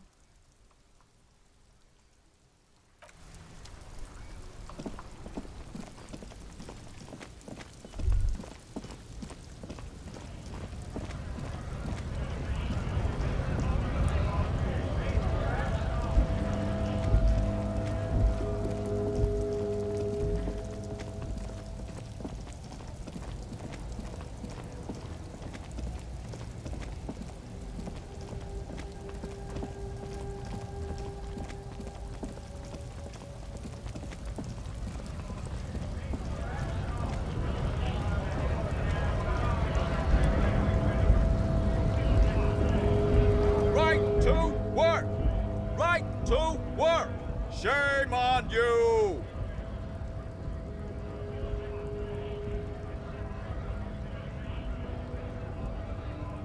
Not before you get in there and get your ass whooped. Learn by failure, I always say. He might have some advice, but you got to at least try to fight Measurehead first. Return if you fail.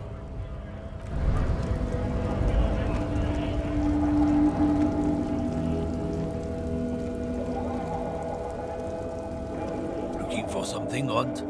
Come to tell me to fuck off again? Drugs? They're shit, man. I don't let anything pollute my body.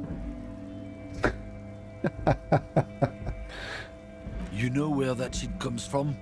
Sarah Miriza, Safre, Ilmara. They take the money from our local junkies here and then use it to outcompete us in the manufacturing sector. They know they can't beat us in a fair fight, so they have to get us to weaken ourselves somehow. It's racial sabotage. Racial economic sabotage.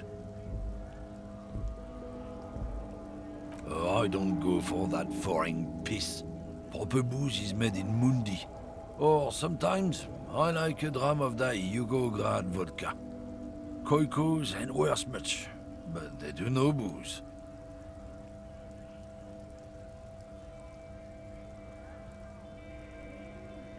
He eyes you wearily, unsure how to respond. This goes on for about 2 seconds. Then, I don't know shit. And if I did, I wouldn't tell you.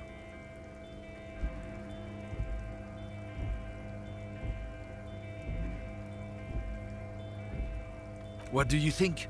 I can't leave the lorry unguarded. Stuff's been getting looted lately. It's those little kips sneaking around at night. If they touch my stuff, the bosses will be on my ass like ass cancer. there was a bunch of spilled boxes in the back of a big lorry nearby.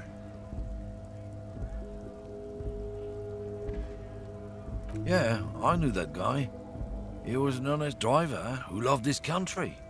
We were having a good debate about genetics at the Wheeling in Rags when some Kip boys smashed his lock and took damn near everything.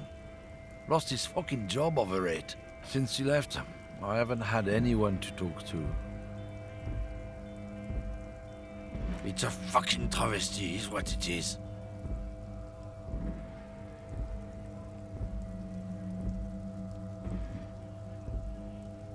Isn't it obvious? Fucking Sealang, that beady-eyed South Samaran. His little side business is a scam. I wouldn't be surprised if he was peddling drugs as well. Of course he's a lorry driver. What? He tell you he's just some simple businessman or some shit? He's selling his employer's stuff after he broke the seals on his Humanox lorry. His tribe are natural liars. It's in their blood. He's your man, all right? 100%. I wouldn't be so sure about it. Not until we've heard what Sealang himself has to say. Guess so.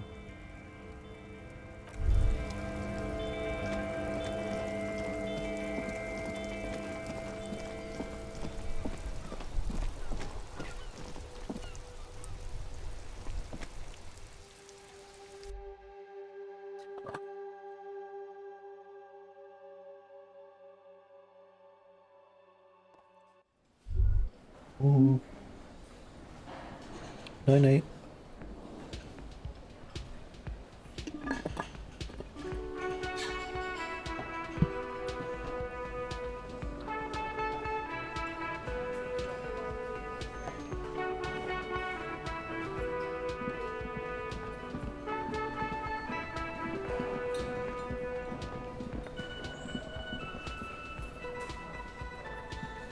Can I help you? Wait, what? But what about the bird? Yes, the bird. I found it lying on the floor with a broken wing the morning she left. You broke the skewer! I assure you it was him. It's as if he can't decide whether to be angry or relieved that it was you. Again. Why on earth did you have to break the skewer?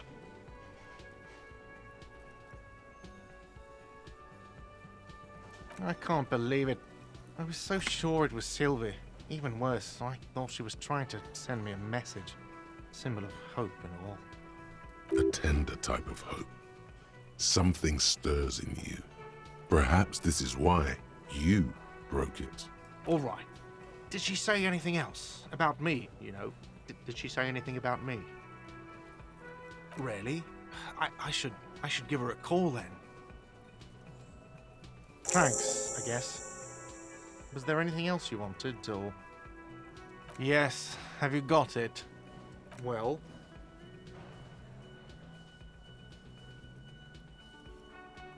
Great.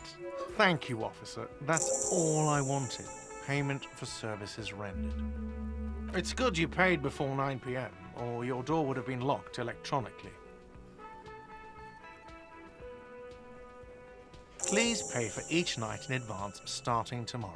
20 real per night. I'll take a room here too. Of course. always happy to have officers from the RCM as guests. Anything else I can do for you? Hey, so we've been monitoring you internally, and now we know your Copo type. Yes, guess what's yours? Yes, sorry cop. The cop who's sorriest. Let's make it official then, shall we? Huge lack of enthusiasm going on in here.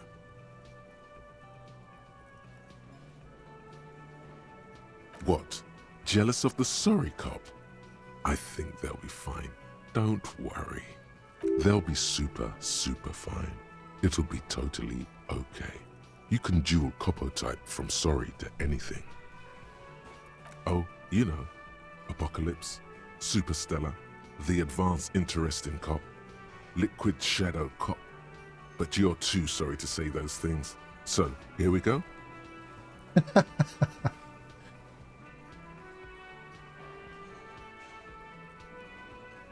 Yes, impotent rage and lamentation.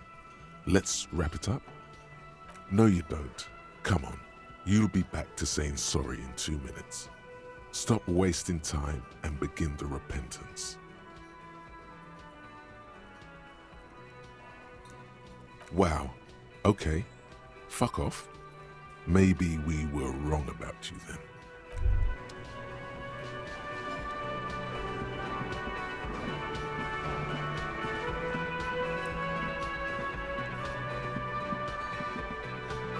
Hello again, sweetie.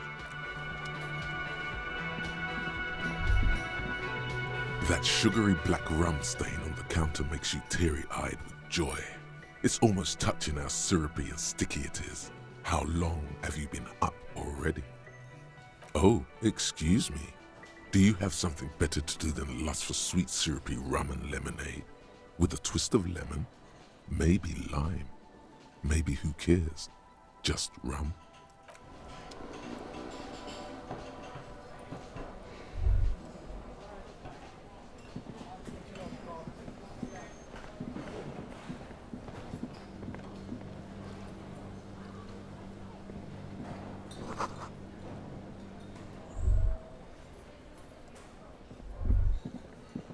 You see a heavy steel door with a prominent dimple lock.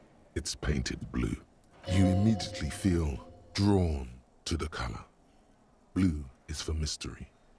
You do? It's a door in the back of the kitchen. Why do you care where it leads?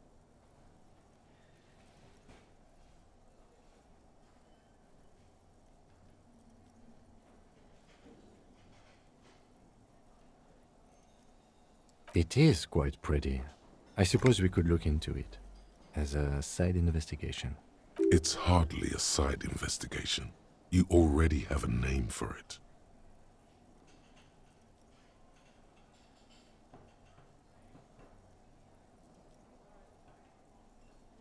If you say so, Gart is the person to ask about this. The cafeteria manager. The door does not budge. The cobalt blue surface feels rough to touch.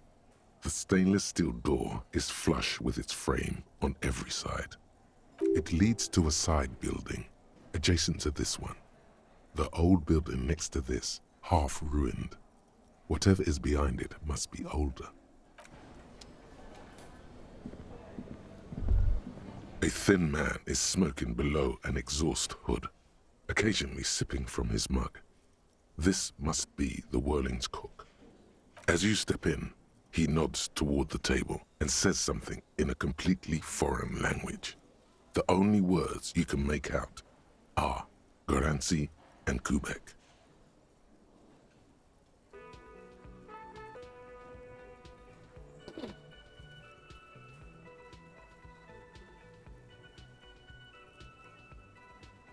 Okay, it's definitely not his name. Whatever you do, please don't call him Garancy Quebec. Please, it's not funny.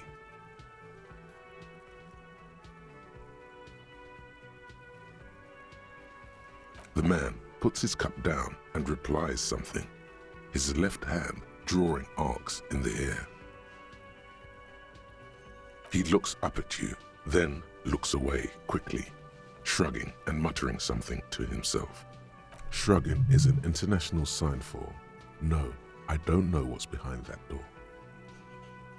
He smiles and bangs his ladle against each of his pots in turn.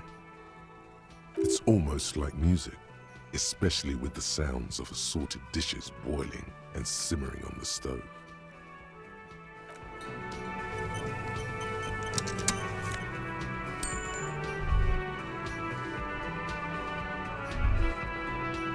The man ponders his...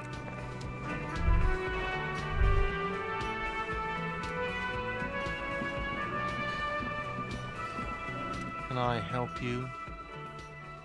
Another thing. Great. I love those.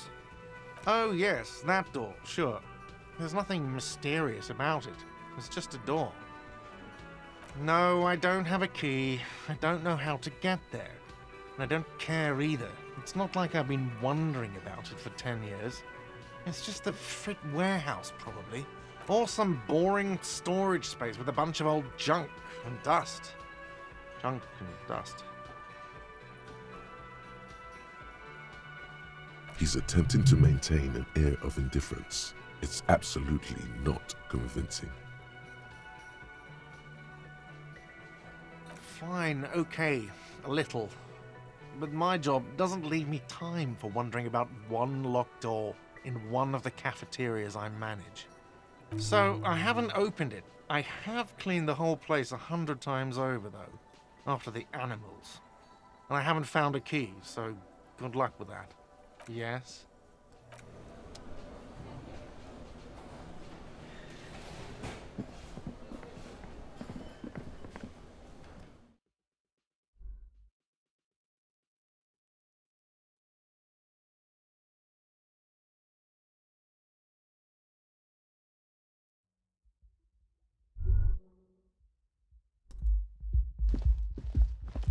The door is closed. This door can only be opened with still nothing. The lieutenant gives you a quick glance. He doesn't like where this is going.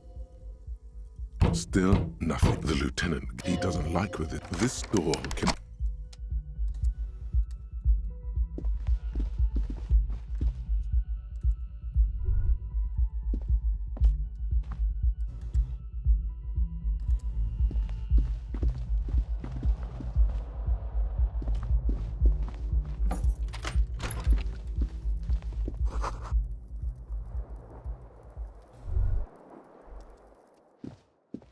The bed is cold and not particularly inviting, but it's yours. The fan stands still.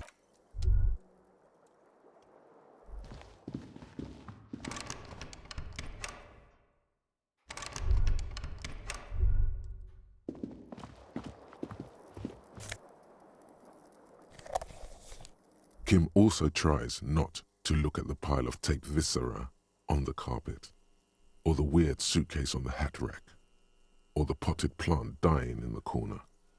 But it's all just too morbid to ignore.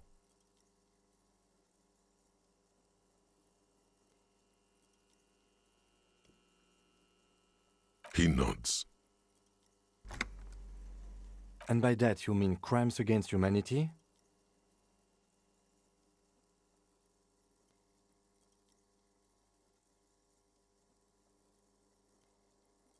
I know what you meant.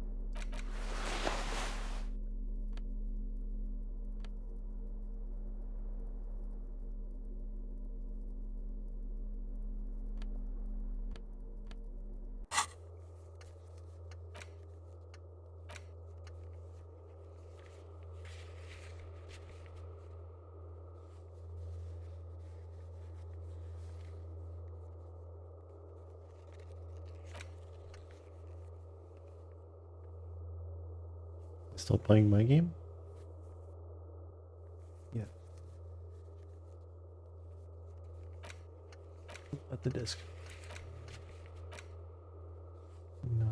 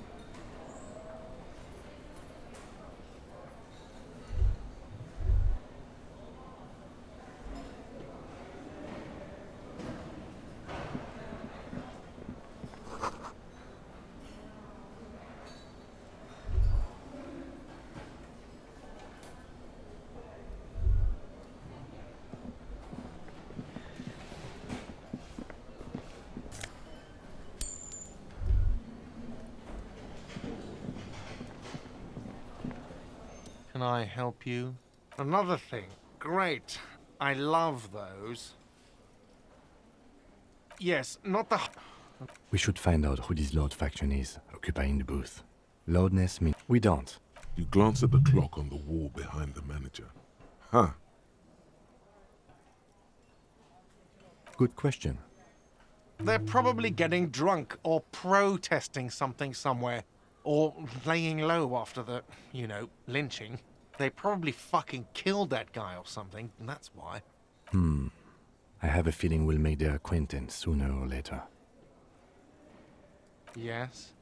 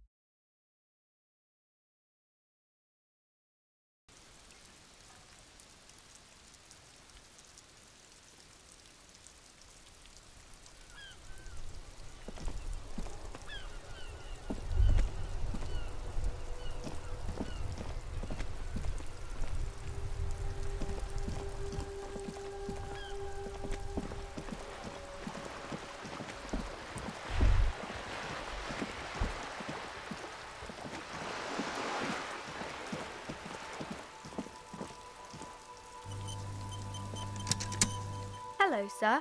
Step right in. The store is open. Are you interested in a new and exciting book? It's a bookstore, sir. We sell books, postcards, and some board games. It's called Crime, Romance, and Biographies of Famous People. Whoa, whoa, whoa, whoa. Hold your horses, little girl. That is a book. They have stories inside them. It's like someone told you a story in a really long letter. A postcard is a small cardboard picture. You can write a few words on the other side and send it to your friend or beloved. She is unfazed by your questions. She would consider it impolite to point out any perceived weirdness. Board games are like little games on a table, made to pass the time. There are several different ones, but sailors here mostly buy cards. My pleasure. Anything else you'd like to know? Okay, sir. I'll try to answer any questions you have. I hope they're about books. My name is Annette, sir. My mum, her name is Plaisance. She owns the store. She's inside minding the register or organising the stock. Feel free to step in and browse our wares.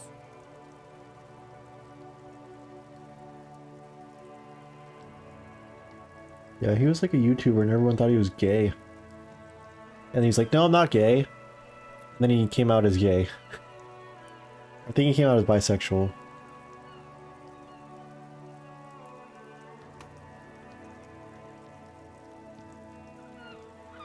Because he was one of the first big YouTubers.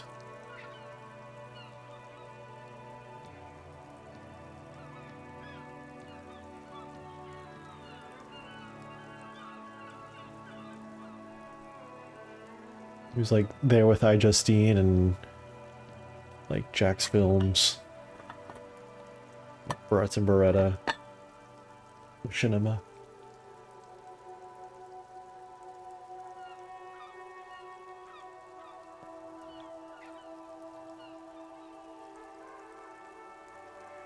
I mean, he wasn't part of Machinima. He was just there. He was just in, I don't know. If you were in middle school, or if you were in like middle school and you were watching YouTube, you heard of him.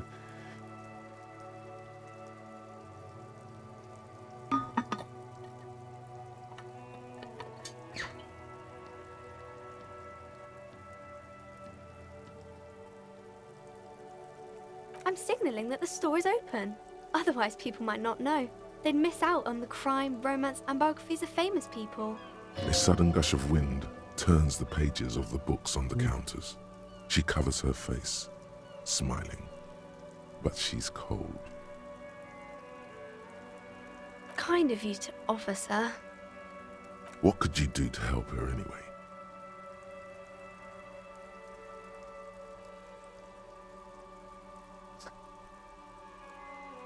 Thank you, sir. I'm glad to help Mum out with the store.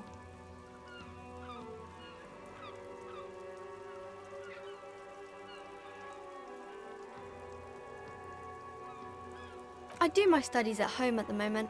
I have to help Mum keep this place running. Mum says it's necessary to do both because it builds character. Mum says a proper worker is dutiful. That's how you get ahead in life. You succeed. Mum says it's peachy. She was a little afraid at first. There's talk about this house being cursed.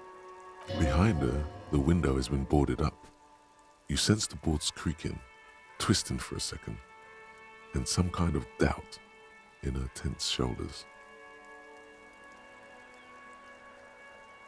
Cursed in the way that makes them say that no business has ever really thrived here, sir. That they all go... Exactly. But we've been doing fine so far.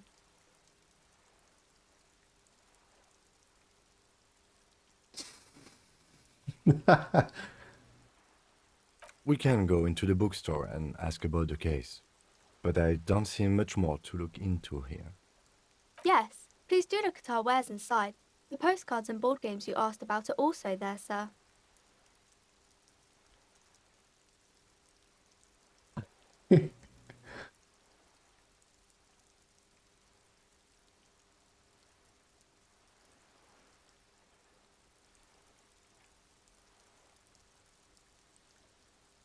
What the fuck, dude? It was really absurd. You're like talking to this little girl and her like mom owns a bookstore. She's just like standing in front to help drive business. Like, I think this place is cursed. Like all the places around it go bankrupt. And then he's like, I should investigate this curse. Like, how does this curse manifest itself? And you're like talking to like a fucking 7-year-old girl. Like, Nothing really, sir. Mum doesn't allow me to sneak around in the back rooms or the cellar. I don't really know what's there. It does not manifest itself in any way. It does not exist. I liked it better when we were talking about whether it's appropriate to stand out in the freezing weather. Plasmic manifestations. No such thing. Anything else you wanted to talk about, sir? Maybe I can tell you about some of our books instead. What is romance? It's the type of book where there's a rich lady and she has to choose between the good man and the bad man. Or there could be a story about a poor lady getting a rich man. It's about man and lady business, sir.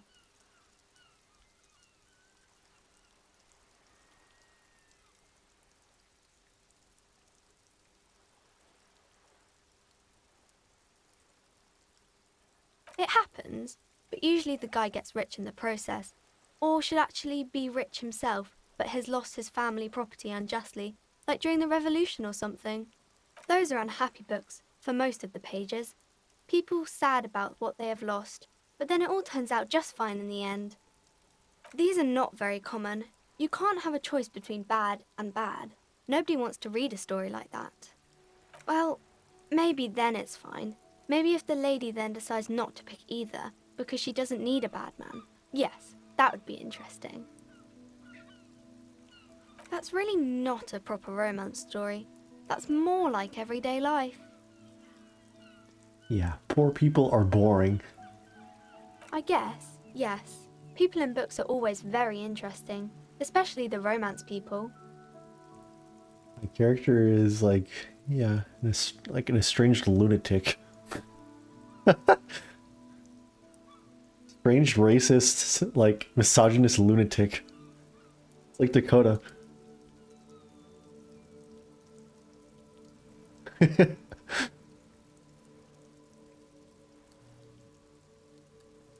Kicking mailboxes and petting them. Talking to myself.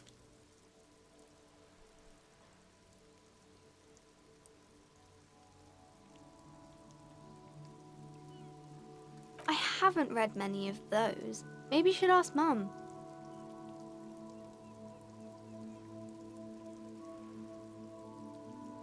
I don't think it's a romance story if the main characters break up, though.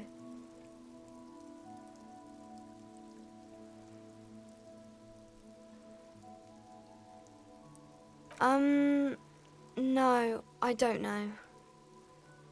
Yes, she knows books, definitely. What was that? An idea for an unfinished novel stuck somewhere in your forebrain? Later, when you get the chance, you should address these issues by getting drunk. That'll show them. Maybe some about other books? Crime fiction is about murders or burglaries or things like that, and the work of a policeman or a private detective who's trying to solve a crime and catch the criminals.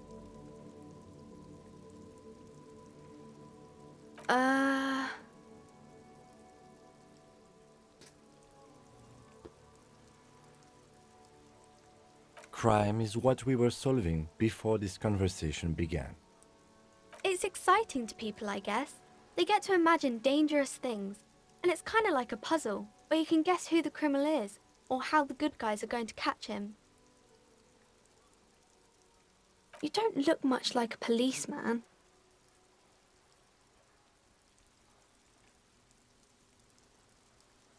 Didn't mean to offend, sir. Sorry, sir. It's just that you don't look like Dick Mullen.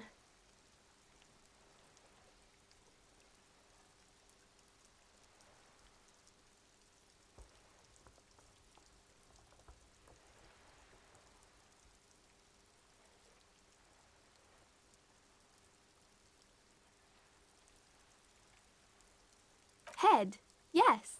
Not head, child. Heads.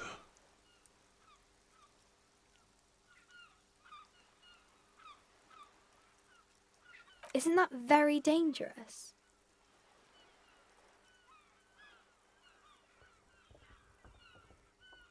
Unlike you, sir. He's just a fictional character. He's no match for you. Maybe you can show me some real police work, sir. Like in the books.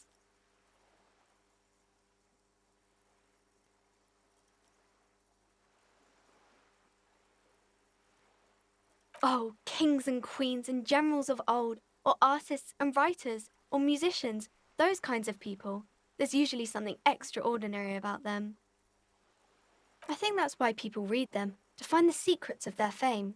Seems like most people who read those books fail to get more famous from reading them. But it does make the famous people more famous.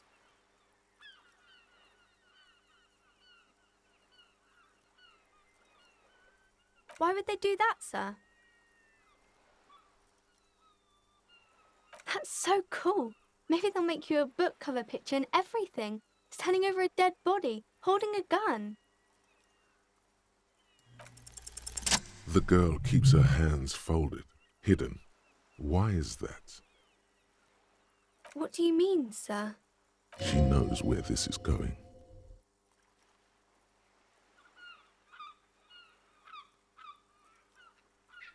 She looks around anxiously. Her hands remain folded in front of her.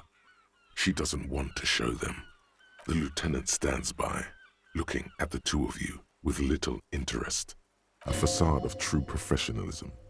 He is far more intrigued by the situation than his poise reveals.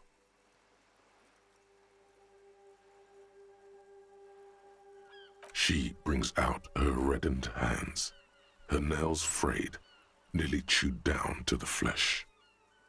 And you knew this from me keeping my hands folded?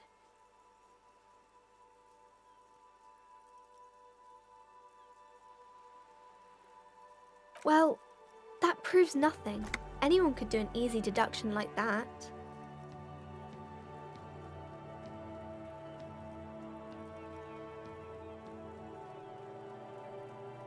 She nods, half provocative, half enthusiastic.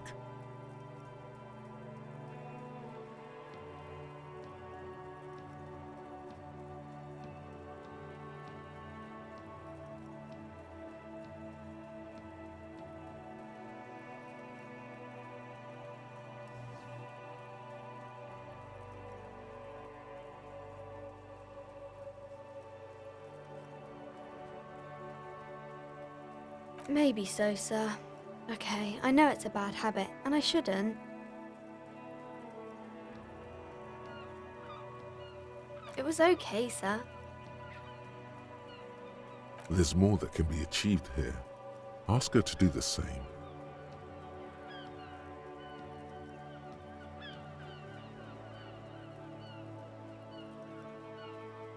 You're quite sober. The lieutenant does not flinch at the comment. He does not flinch even a single bit. He is intensely not flinching. It takes effort. Mm-hmm.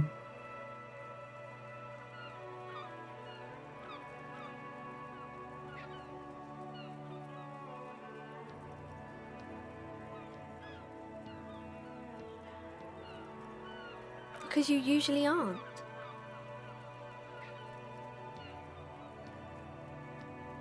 I don't know, after this game, guys, whatever.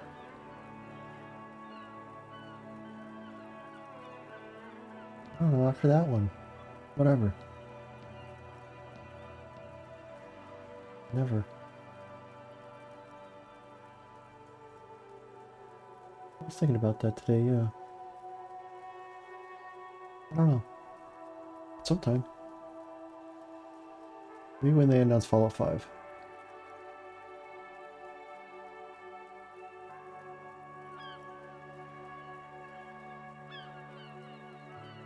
Oh.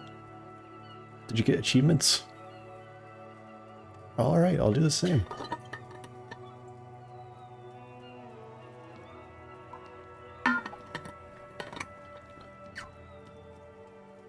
Okay.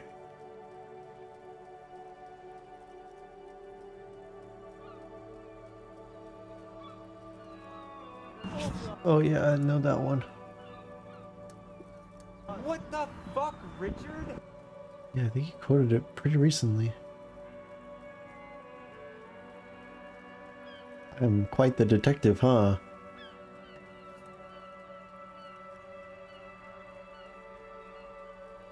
Yeah.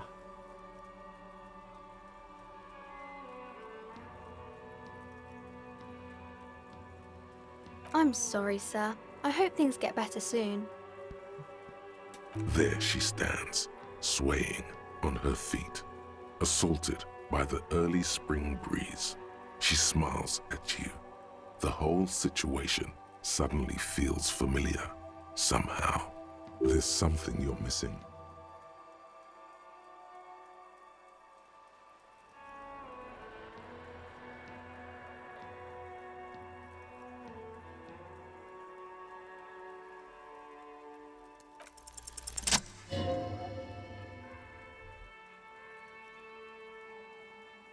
Because you know each other. She's been talking to you so openly because you've talked before. Yes, I stand in this spot all the time.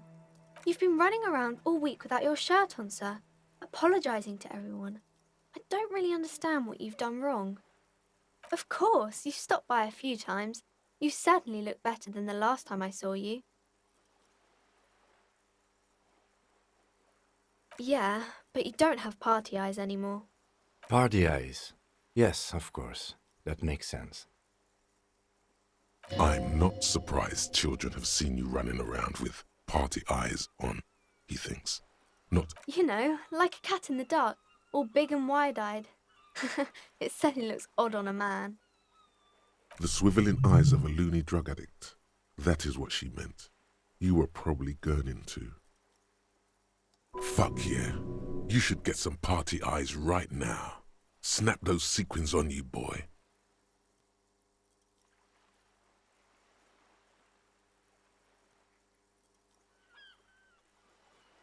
Oh, baby, that's not what you have to worry about. Worry about the important thing. I didn't know I had to do that.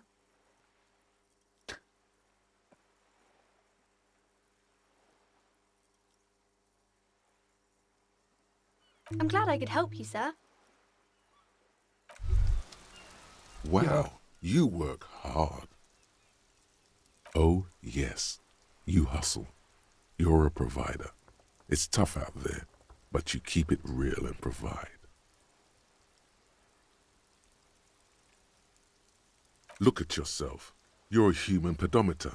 You must have walked 200,000 steps down cracked asphalt, mosaic, sand, and linoleum after you re-emerged. That is the sign of a hustler who never gives up. The world is harsh and people are evil. You didn't make it that way, and you won't let it break you. You ride. That's just what it's like, life and death. But you got gills on your side, baby. Got those black papers with the faces of the innocents on them. You bring in the Franco-Negros and the Solas. It ain't easy, but you do it, day in and day out. You didn't make the rules, but you won't lose. You're a cop, and a sprinter, and a money printer.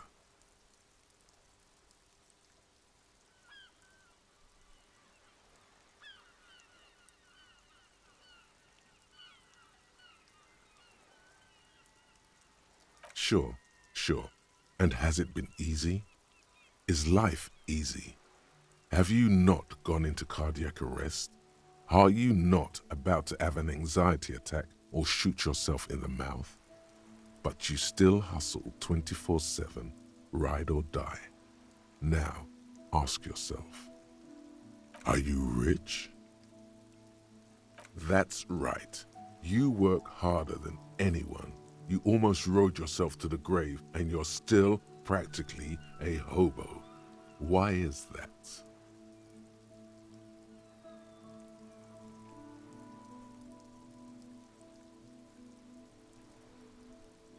Because of the taxes. G-Man's got his jam-covered sticky fingers in your pocket, stealing from you every time you buy, sell, walk, talk, fart, so much as sneeze. Every time you wipe your ass, they got their direct and their indirect modes of taxation. Sales tax, excise duty, extraction tax, alimony, one tax that doesn't even have a name. Plus there's the stuff people in other countries pay for. That makes them ask for more money from you. Here, total tax duties add up to 98% of all your money. What are you not sure about? They're milking your nipples till they bleed. Can't you see? Aren't you sick and tired of having bloody nipples?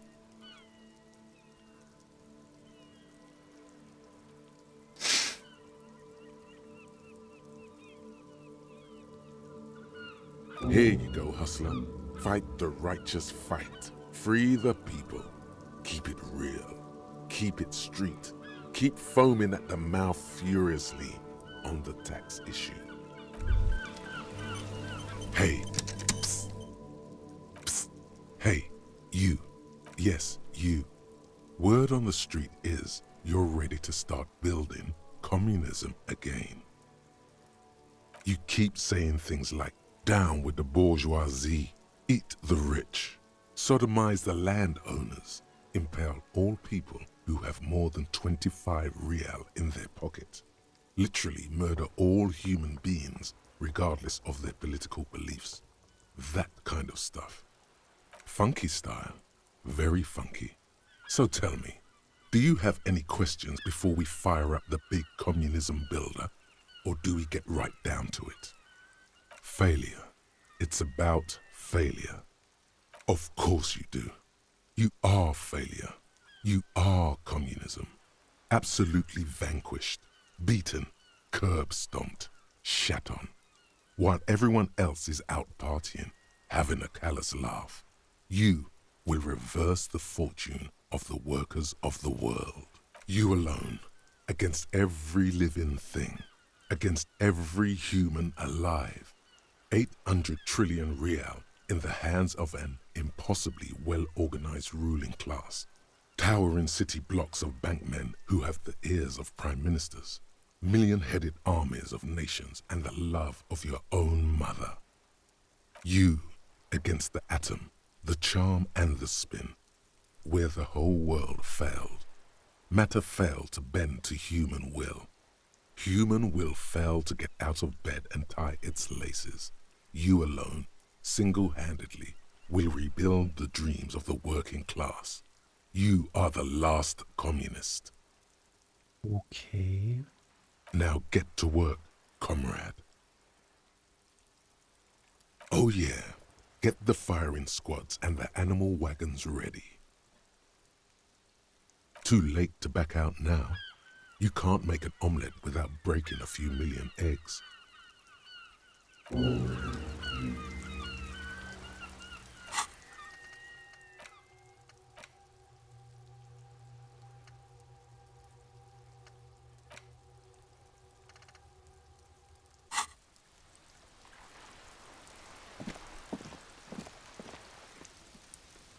we please play Monster Hunter World in like a month? That's about how long it takes for me to beat a game.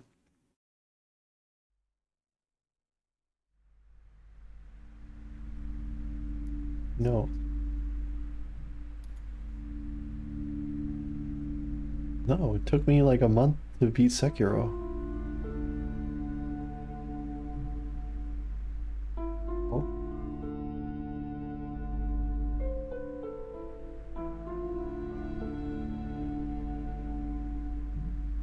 I have Monster Hunter World installed.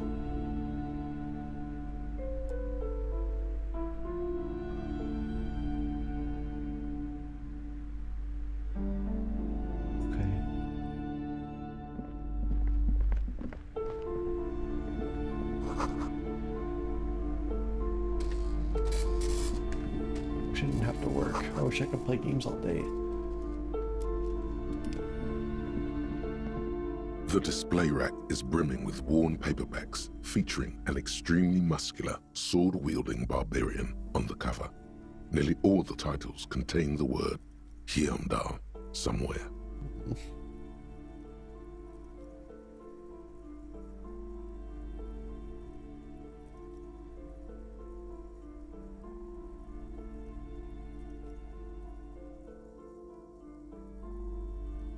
Oh, Man from Hyundai. A very popular series of adventure novels. They're awfully immoral and violent books. Blood and violence, scantily clad women, Epic narratives, all those mystical things he encounters, they're bound to grab those with little imagination and nothing to do. What does it matter? They're all the same. However, the customer is always right, they say. If you're a novice of the series, I'd recommend Hjelmdalaman, the man from Hjelmdal. It's supposed to be a good introduction to the series. Rows and rows of Hjelmdalamen blur your vision. You make out some titles. Man from Hjelmdal and the Mammoth Riders. Man from Hjelmdal, Return to Hjelmdal. And the solipsistic Man from Hjelmdal and the Hjelmdal Man. Maybe 100. Man from Hjelmdal and the sages at the end of the world. Man from Hjelmdal and the false god. Man from Hjelmdal and the scorched earth. Man from Hjelmdal, the Hjelmdal colonies. Man from Hjelmdal and the swamp beast. Man from Hjelmdal and the snow crabs. Not even close. Man from Hjelmdal in hell. Man from Hjelmdal and the forest of slaves. Man from Hjelmdal under the lake. Man from Hjelmdal, Hjelmdal burning. There's even The Trial of Death, a Pastanal combat gamebook set in the world of Hjelmdalaman, and so much more.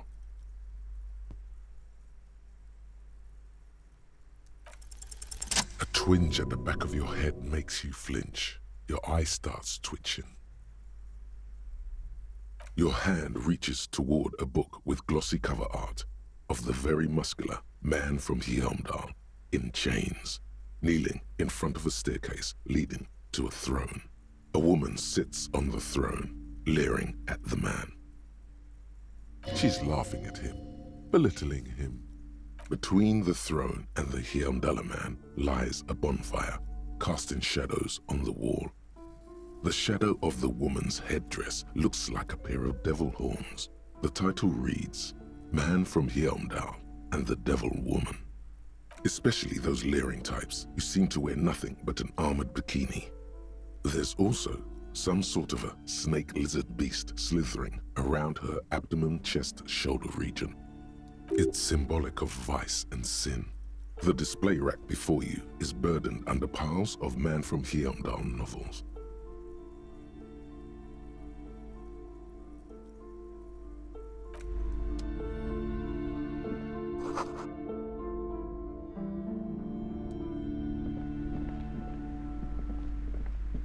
A small mountain of colorful board game boxes.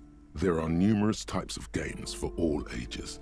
A lot of shelf space seems to be taken up by Wirral-related merchandise. An endless variety of source books, lore books, and codices litter the table. The topmost book is titled Welkin Compendium, 2nd edition. There's also a large hardbound tome with intricate cover art, The Hunters of Katawak, Boreal Creature Compendium, and a Pick Your Path adventure gamebook titled Tales of Wirral, Cavern of Velkrag. Books in a board game section? Who wants to read books? There's a box that says Wirral, 3rd edition Mega Setting Supplements Module. The side panel notes, a fantastique adventure board game, new maps and miniatures. A sticker on it displays 25 real. That price is steep, but then it's the 3rd edition Mega Setting Supplement, so it makes sense. Wonderful board games, sir. The Viticulturist is a classic for sure, or perhaps you'd like Archipelagos of Insulinda, a very educational game for those interested in geography. Raubritter is a fun game of economic competition, but can get quite intense after a while. We have games for the whole family. You can play with your children. Who are you going to play board games with? Do you have friends or family? Are you actually friends, or just colleagues thrown together by circumstance?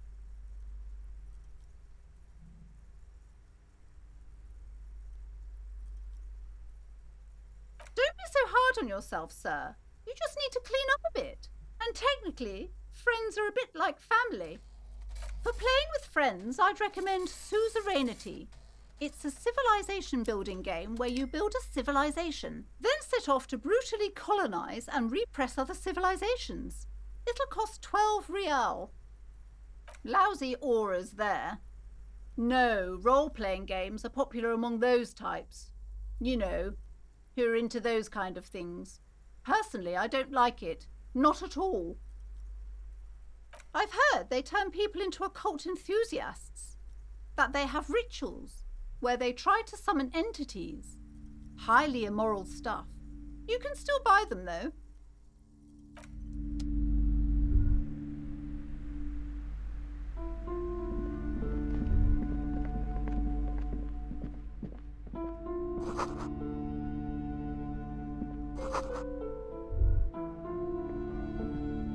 The plaque on the shelf reads, Biographies of Famous People. You see a large variety of names, none of which ring a bell. I would say... The Greatest Innocence. Yes, most certainly. It's an important educational tool delving into the depths of history, religion, and their relation to innocentic power.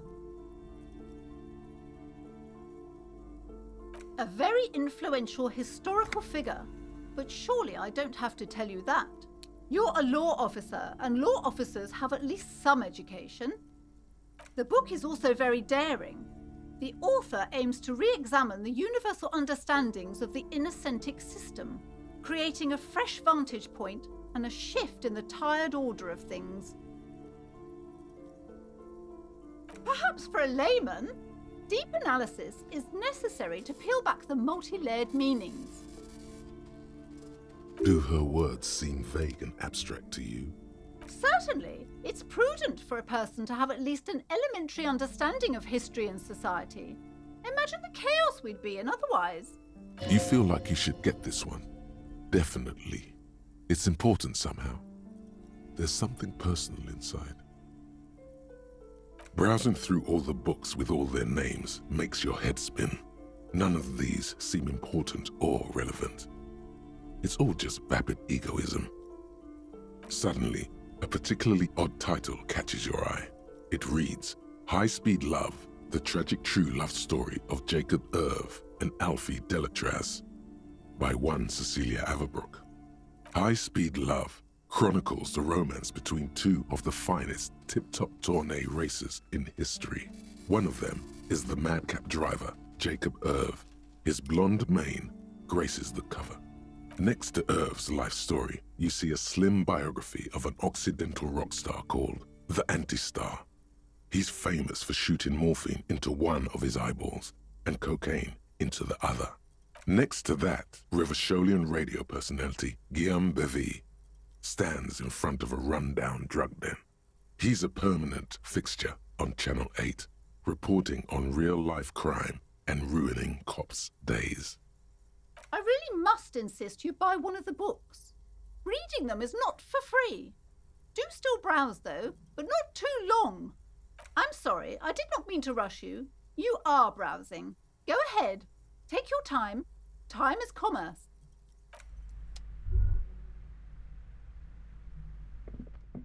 Several maps have been attached to a bulletin board hidden inside the alcove.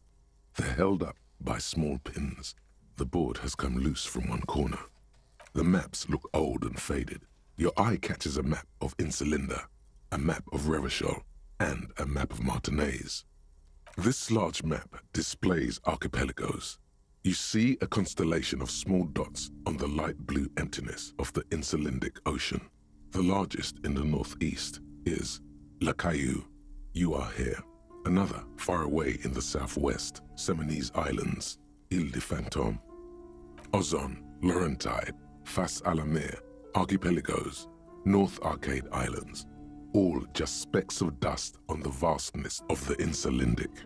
On the edges of the map, the color fades into a blur of dotted lines, black and white, disintegrating into mathematics. In the northeast, a dust mite stands on the north coast of Caillou in a bookstore. It's you. You can, on Caillou, Revachol, a single black star, on Ozon, Fondelier and Vimandu on archipelagos, Croyan-Moran, Villiers, on Semenine, Olduvai, and on Laurentide, Deora of the Seven Seas. Lost little pearls of light, tiny fires in the dark. 850 million people live on these little dots, an oceanic world of culture and commerce torn apart by history. The ocean breaks apart into a tangle of cosines and azimuths, all pointing into pale nothingness. Windy is the north azimuth. Grad is the northeast azimuth. Samara is the east azimuth. Seo is the west azimuth. Isolas, they're called. Connections to other worlds, words past the Insulindian, unknown to you. You only know you've never been there. You have little idea what they are. Distant stars, gods, but looking at them makes you feel almost non-existent. Whatever they are, the Isolas are immeasurably large compared to you, and very, very far away. Perhaps they are gods, gods of distance and outer dust. The north coast of a verdant island is shattered by the delta of a river. It is the River Esperance. Countless bridges put the shards back together, connecting city blocks to river islands. La Delta says a great artificial heart in the center, teeming with life forms and construction. To the east, rolling hillsides, Le Jardin, Stella Marie, the suburbs of Saint-Baptiste, swallowed up into the megacity. They sound rich to you. This is Revachol East. Huron, it's somewhere to live. Not bad. Then there's Jamrock. It's bad. People shouldn't live there, but they do. Then Forburg. It's almost as bad, and much larger. Then Coal City. It's the worst. You feel you're just west of Coal City, somewhere above Jamrock and close to Coal City.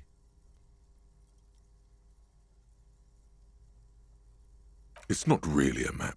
It's a tourist thing. A picture postcard with buildings on it, drawn from an isometric perspective. A date in the upper right corner says 48. Still, it's detailed. Could be pretty useful for scouting ahead. You see the jagged boxes of an industrial harbor, even the whirling in rags there. Night-night. I'm sorry, officer. The map of Martinez is the only one available. The other two are not for sale anymore. And besides, you could scarcely afford them. They're quite valuable, though they might not look it. The map of Martinez is 90 cents, though. That old thing? It's an out-of-date map of a tourist location that never was nor came to be. From when some design studio people tried to spruce the place up 4 or 5 years ago. They also renovated the horse statue, set up those coin-operated viewers, and designed the new street lamps. They didn't get that far, for some reason. A shame the project never got going. Would be nice if someone fixed Martinez up. All these ruins are bad for business. Always good to be informed of your surroundings.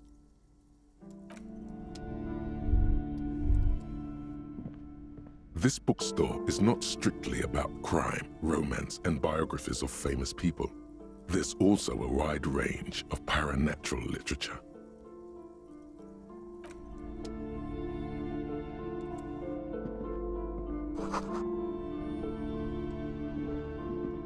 This bookstore is not amidst the various books. You find one written by someone named Matthias W. Dundas. It's about wholeness, unity, balance. The point of the book, and many others on this shelf, is to give people medicinal advice in situations where they don't have access to paid health services. It serves platitudes, while also telling everyone that traditional medicine, the kind people don't have access to, and which costs more than this book, is garbage, and would only give you cancer anyway, without even curing your cold or anything. Wholeness, unity, balance, on the other hand, can basically take care of anything. Though it is important to note, When it's up to your mind to heal yourself, then it's because of your mind that you're ill in the first place.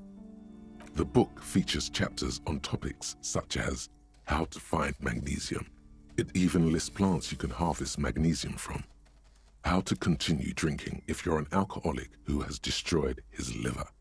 And there's even a chapter on the ancient Seraïs tradition of using duck gallbladder preservatives to treat and prevent sexually transmitted diseases. Pre and post factum apply. Nothing worth buying. This is just mundane garbage. What's even paranatural about this? Sir, please, no browsing in that shelf. That wisdom is not for free. I can't have you end up, like, opening a police store next door and stealing my customers. Oh no!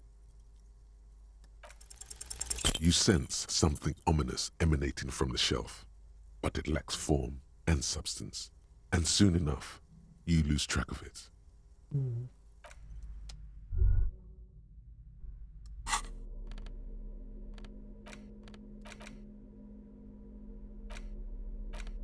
The worn map features the patchwork grid of the streets of Martinez, with directions to appropriately touristy locations. Year 48 resides on the upper right corner. Your finger moves through the various streets, across Rue de Saint-Ghislain and Rue Saint-Sipar, over Saint-Brun and Martinez North. Finally coming to a halt on the spot where you are currently standing, although the map gives no such indication itself.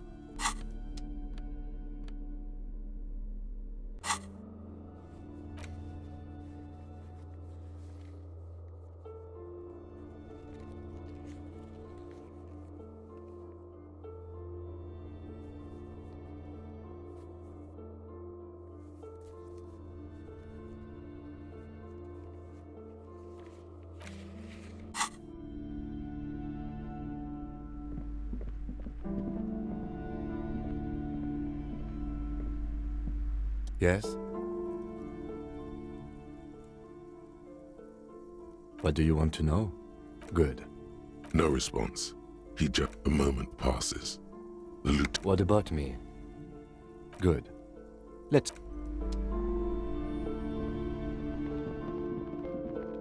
You see a set of tattered curtains blocking the way to another room. A strange cage-like trinket dangles from the curtains. Excuse me, officer. The back room is strictly for employees only.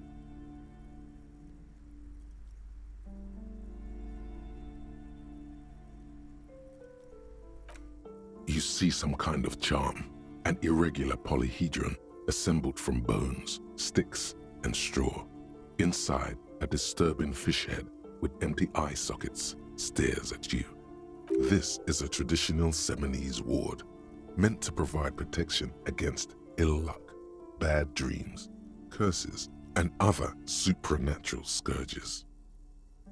Inhabitants of Île de Fantôme, the Seminine Islands down south.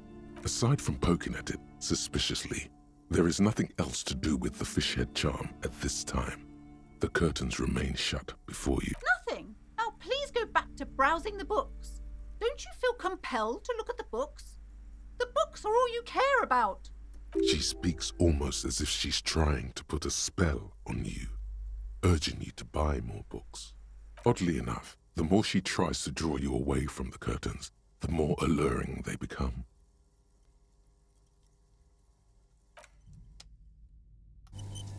The curtains tattered with... Just as you're about to pull apart the curtains, the petrified voice of the shop owner cries out once more. Sir, don't touch that. I told you it's off limits for the customers. Parapsychologically speaking, we're done if you decide to open them. I won't be held responsible for the consequences. It's too dangerous. She looks away, mumbling. Why is everyone always messing with the curtains? Why can't they just buy books like normal people?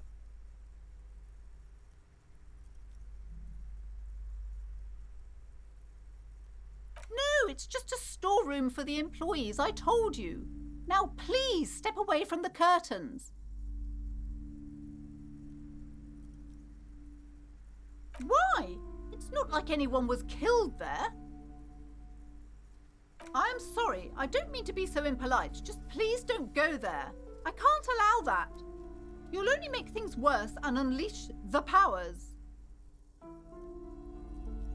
You do? My God, even more reasons not to mess with the curtains.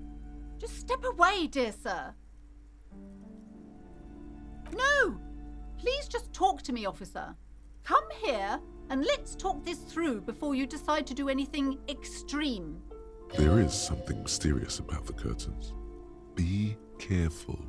The curtains, tattered with age and covered in dust, hang before you, as if taunting you.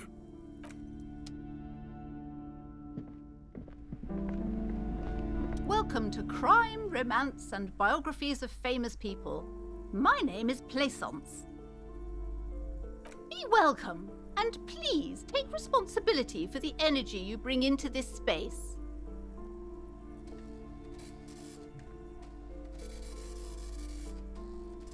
Sir, don't be ridiculous. I certainly will not give you money. I would be doing you a grave psychic disfavour. One has to earn one's success, even if one is a police officer. Handouts are nothing but manipulation. All they do is make you dependent. I am the proudest owner of our little shop of culture.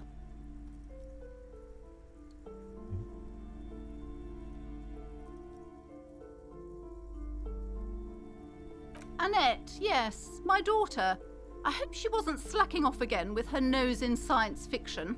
Tell me, was she at her post doing her job like a proper girl? Wonderful! Did you talk to her? Great! On a scale of 1 to 10, how compelled were you to buy books after talking with her? Her opinion of her daughter depends on how well she lured you into the store. My precious, her dedication brings joy to my heart.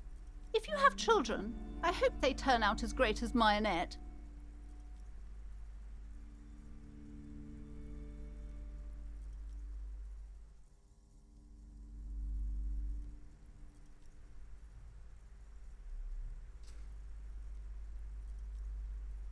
God!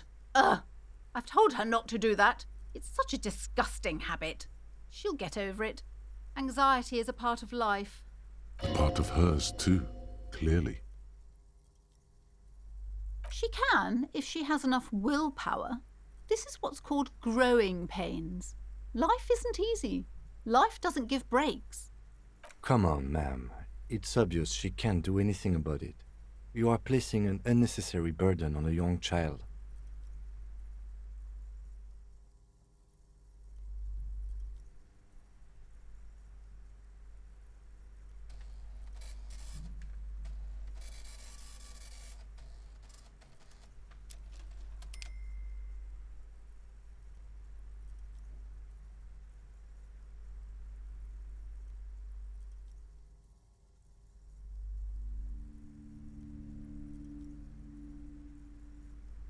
She stands stiff and severe, silently fuming.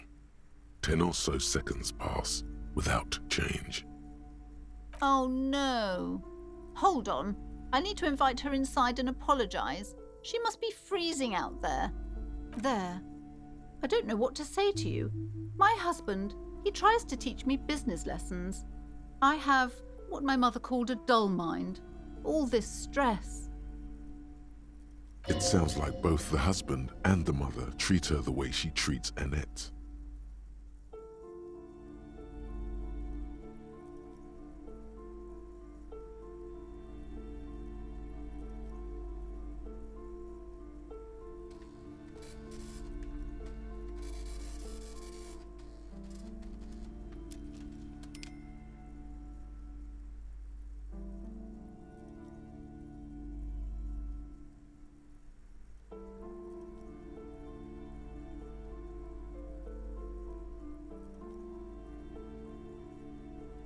Yes, sometimes it's better to let people come to these conclusions themselves. Yes, my husband is a successful entrepreneur east of the river. If only he were more involved in the business we're running up here. No matter. Soon we'll both be off for Grand Couronne.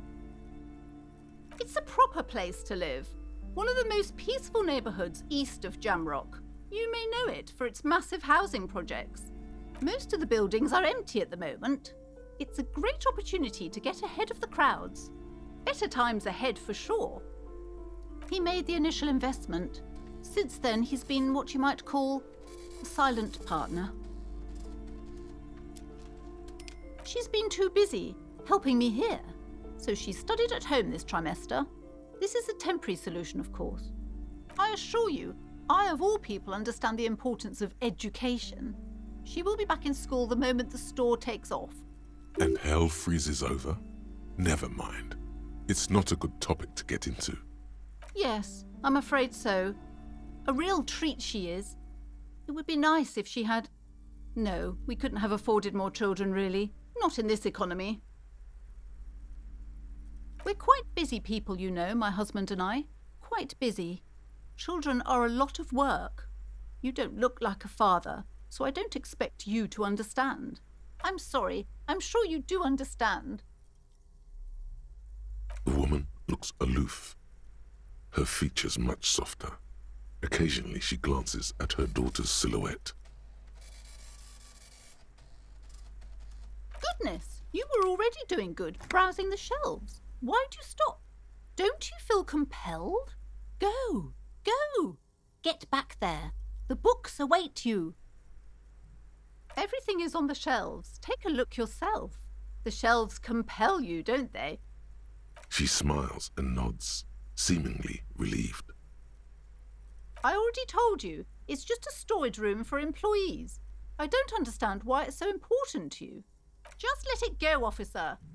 Go buy some goddamn books. You're supposed to be drawn to the books. Just go buy some goddamn books.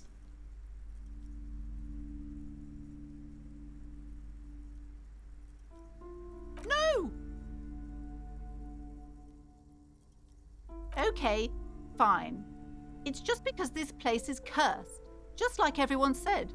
They don't call it the doomed commercial area for nothing. Are you happy now, officer? Happy that you've ruined everything? Host of hosts, she prays. Guard me and my honest business venture from the curse that lurks behind the curtains. The curse is so much worse than you could imagine. It's a disease, eating at the very foundation. It's the curse of financial distress, of ruin and bankruptcy. Didn't that curtain just move?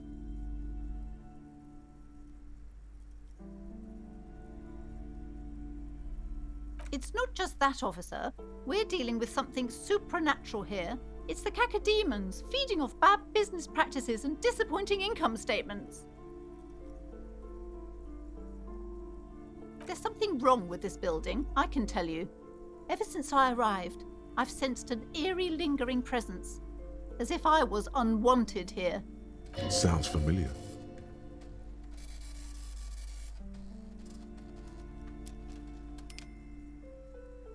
Truly so? Perhaps the dark energies are leeching off you. You shouldn't stay in the store too long. It may be dangerous. It's not good to talk about the curse, not in detail. The negativism, it's dangerous. Talking about the void wraiths angers them. Wow. Void raves. You have new words. Yes, I've contacted numerous parapsychologists and even a pair of Simonese mediators. They provided me with the wards. The wards help to keep the doom at bay and protect us against the darkness that lies further in the building, even though now I fear it's not enough.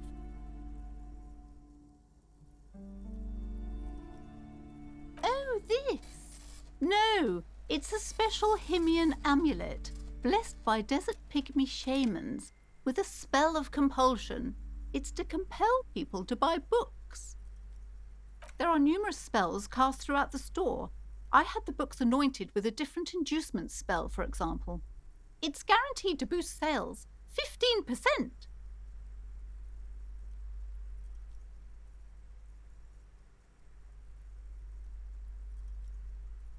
Most certainly not. I don't want anyone who's not familiar with the psychic arts to get involved in this mess. Stay away. Leave the spirits be, so they can return to their slumber. My liege, you know what this case calls for? A para-detective. Okay, but please, only a few questions. Oh, there are numerous spells cast throughout the store. I had the books anointed. The woman looks aloof. Her feet slither up to her. You silver-tongued fiend. Show her what world-class perfidy looks like. You're not lying.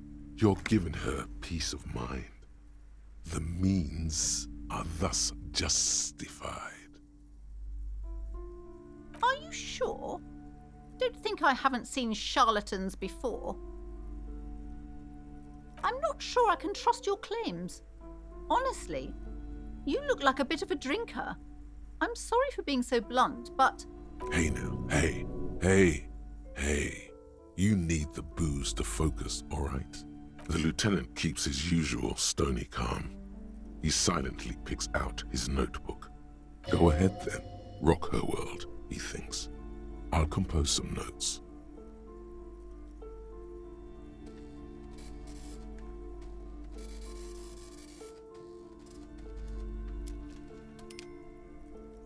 How do you know all this?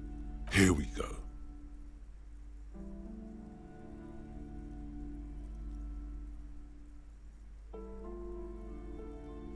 I should have realized.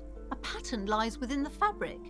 The hand of fate guides us. Our meeting couldn't have been mere chance. Perhaps you truly are the one to deliver this woman from the doom. But I am not the only one at risk. I have to think of my daughter. You are certain you can help us? Keep us safe? I can't allow any collateral damage to hit us.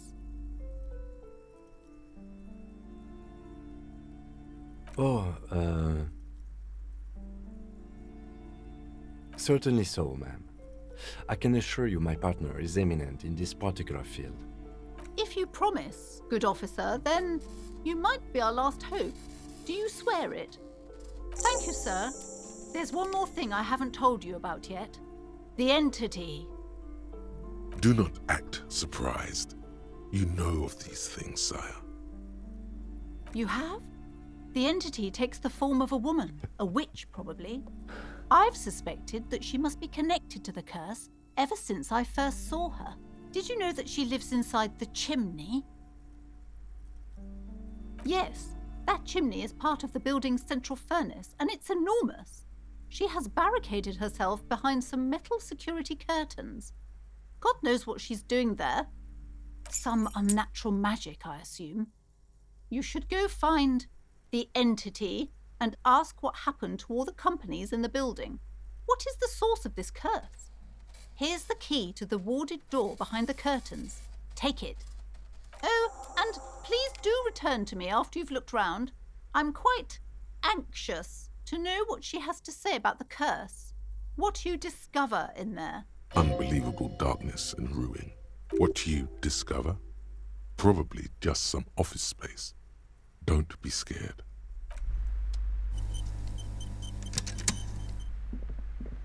Someone is insane.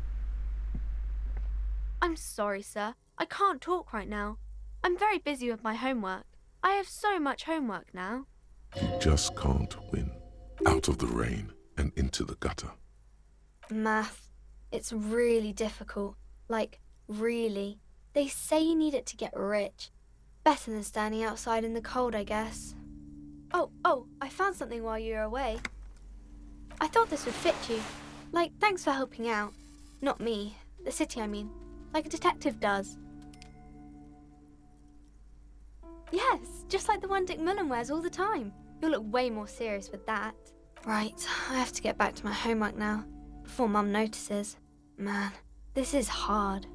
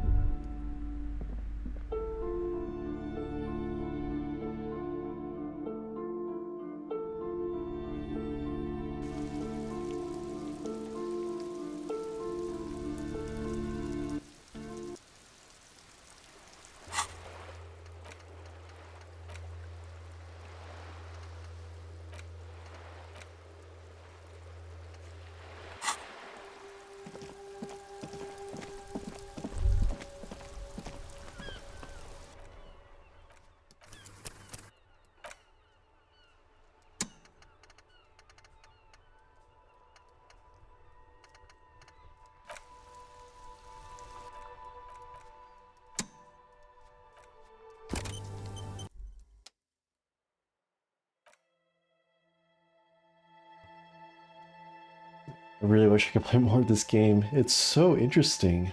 Like, wow. I could just listen to these characters talk for days. Which is literally what I'm going to end up doing. Yeah, I haven't even gotten the body down yet. I played for like, what, 6, 4, 7 hours? Holy shit. Yeah, this game's cool and very funny. Alright, thanks for anyone who stopped by the stream or is watching this at a future time. Appreciate it. More disco tomorrow. Hopefully.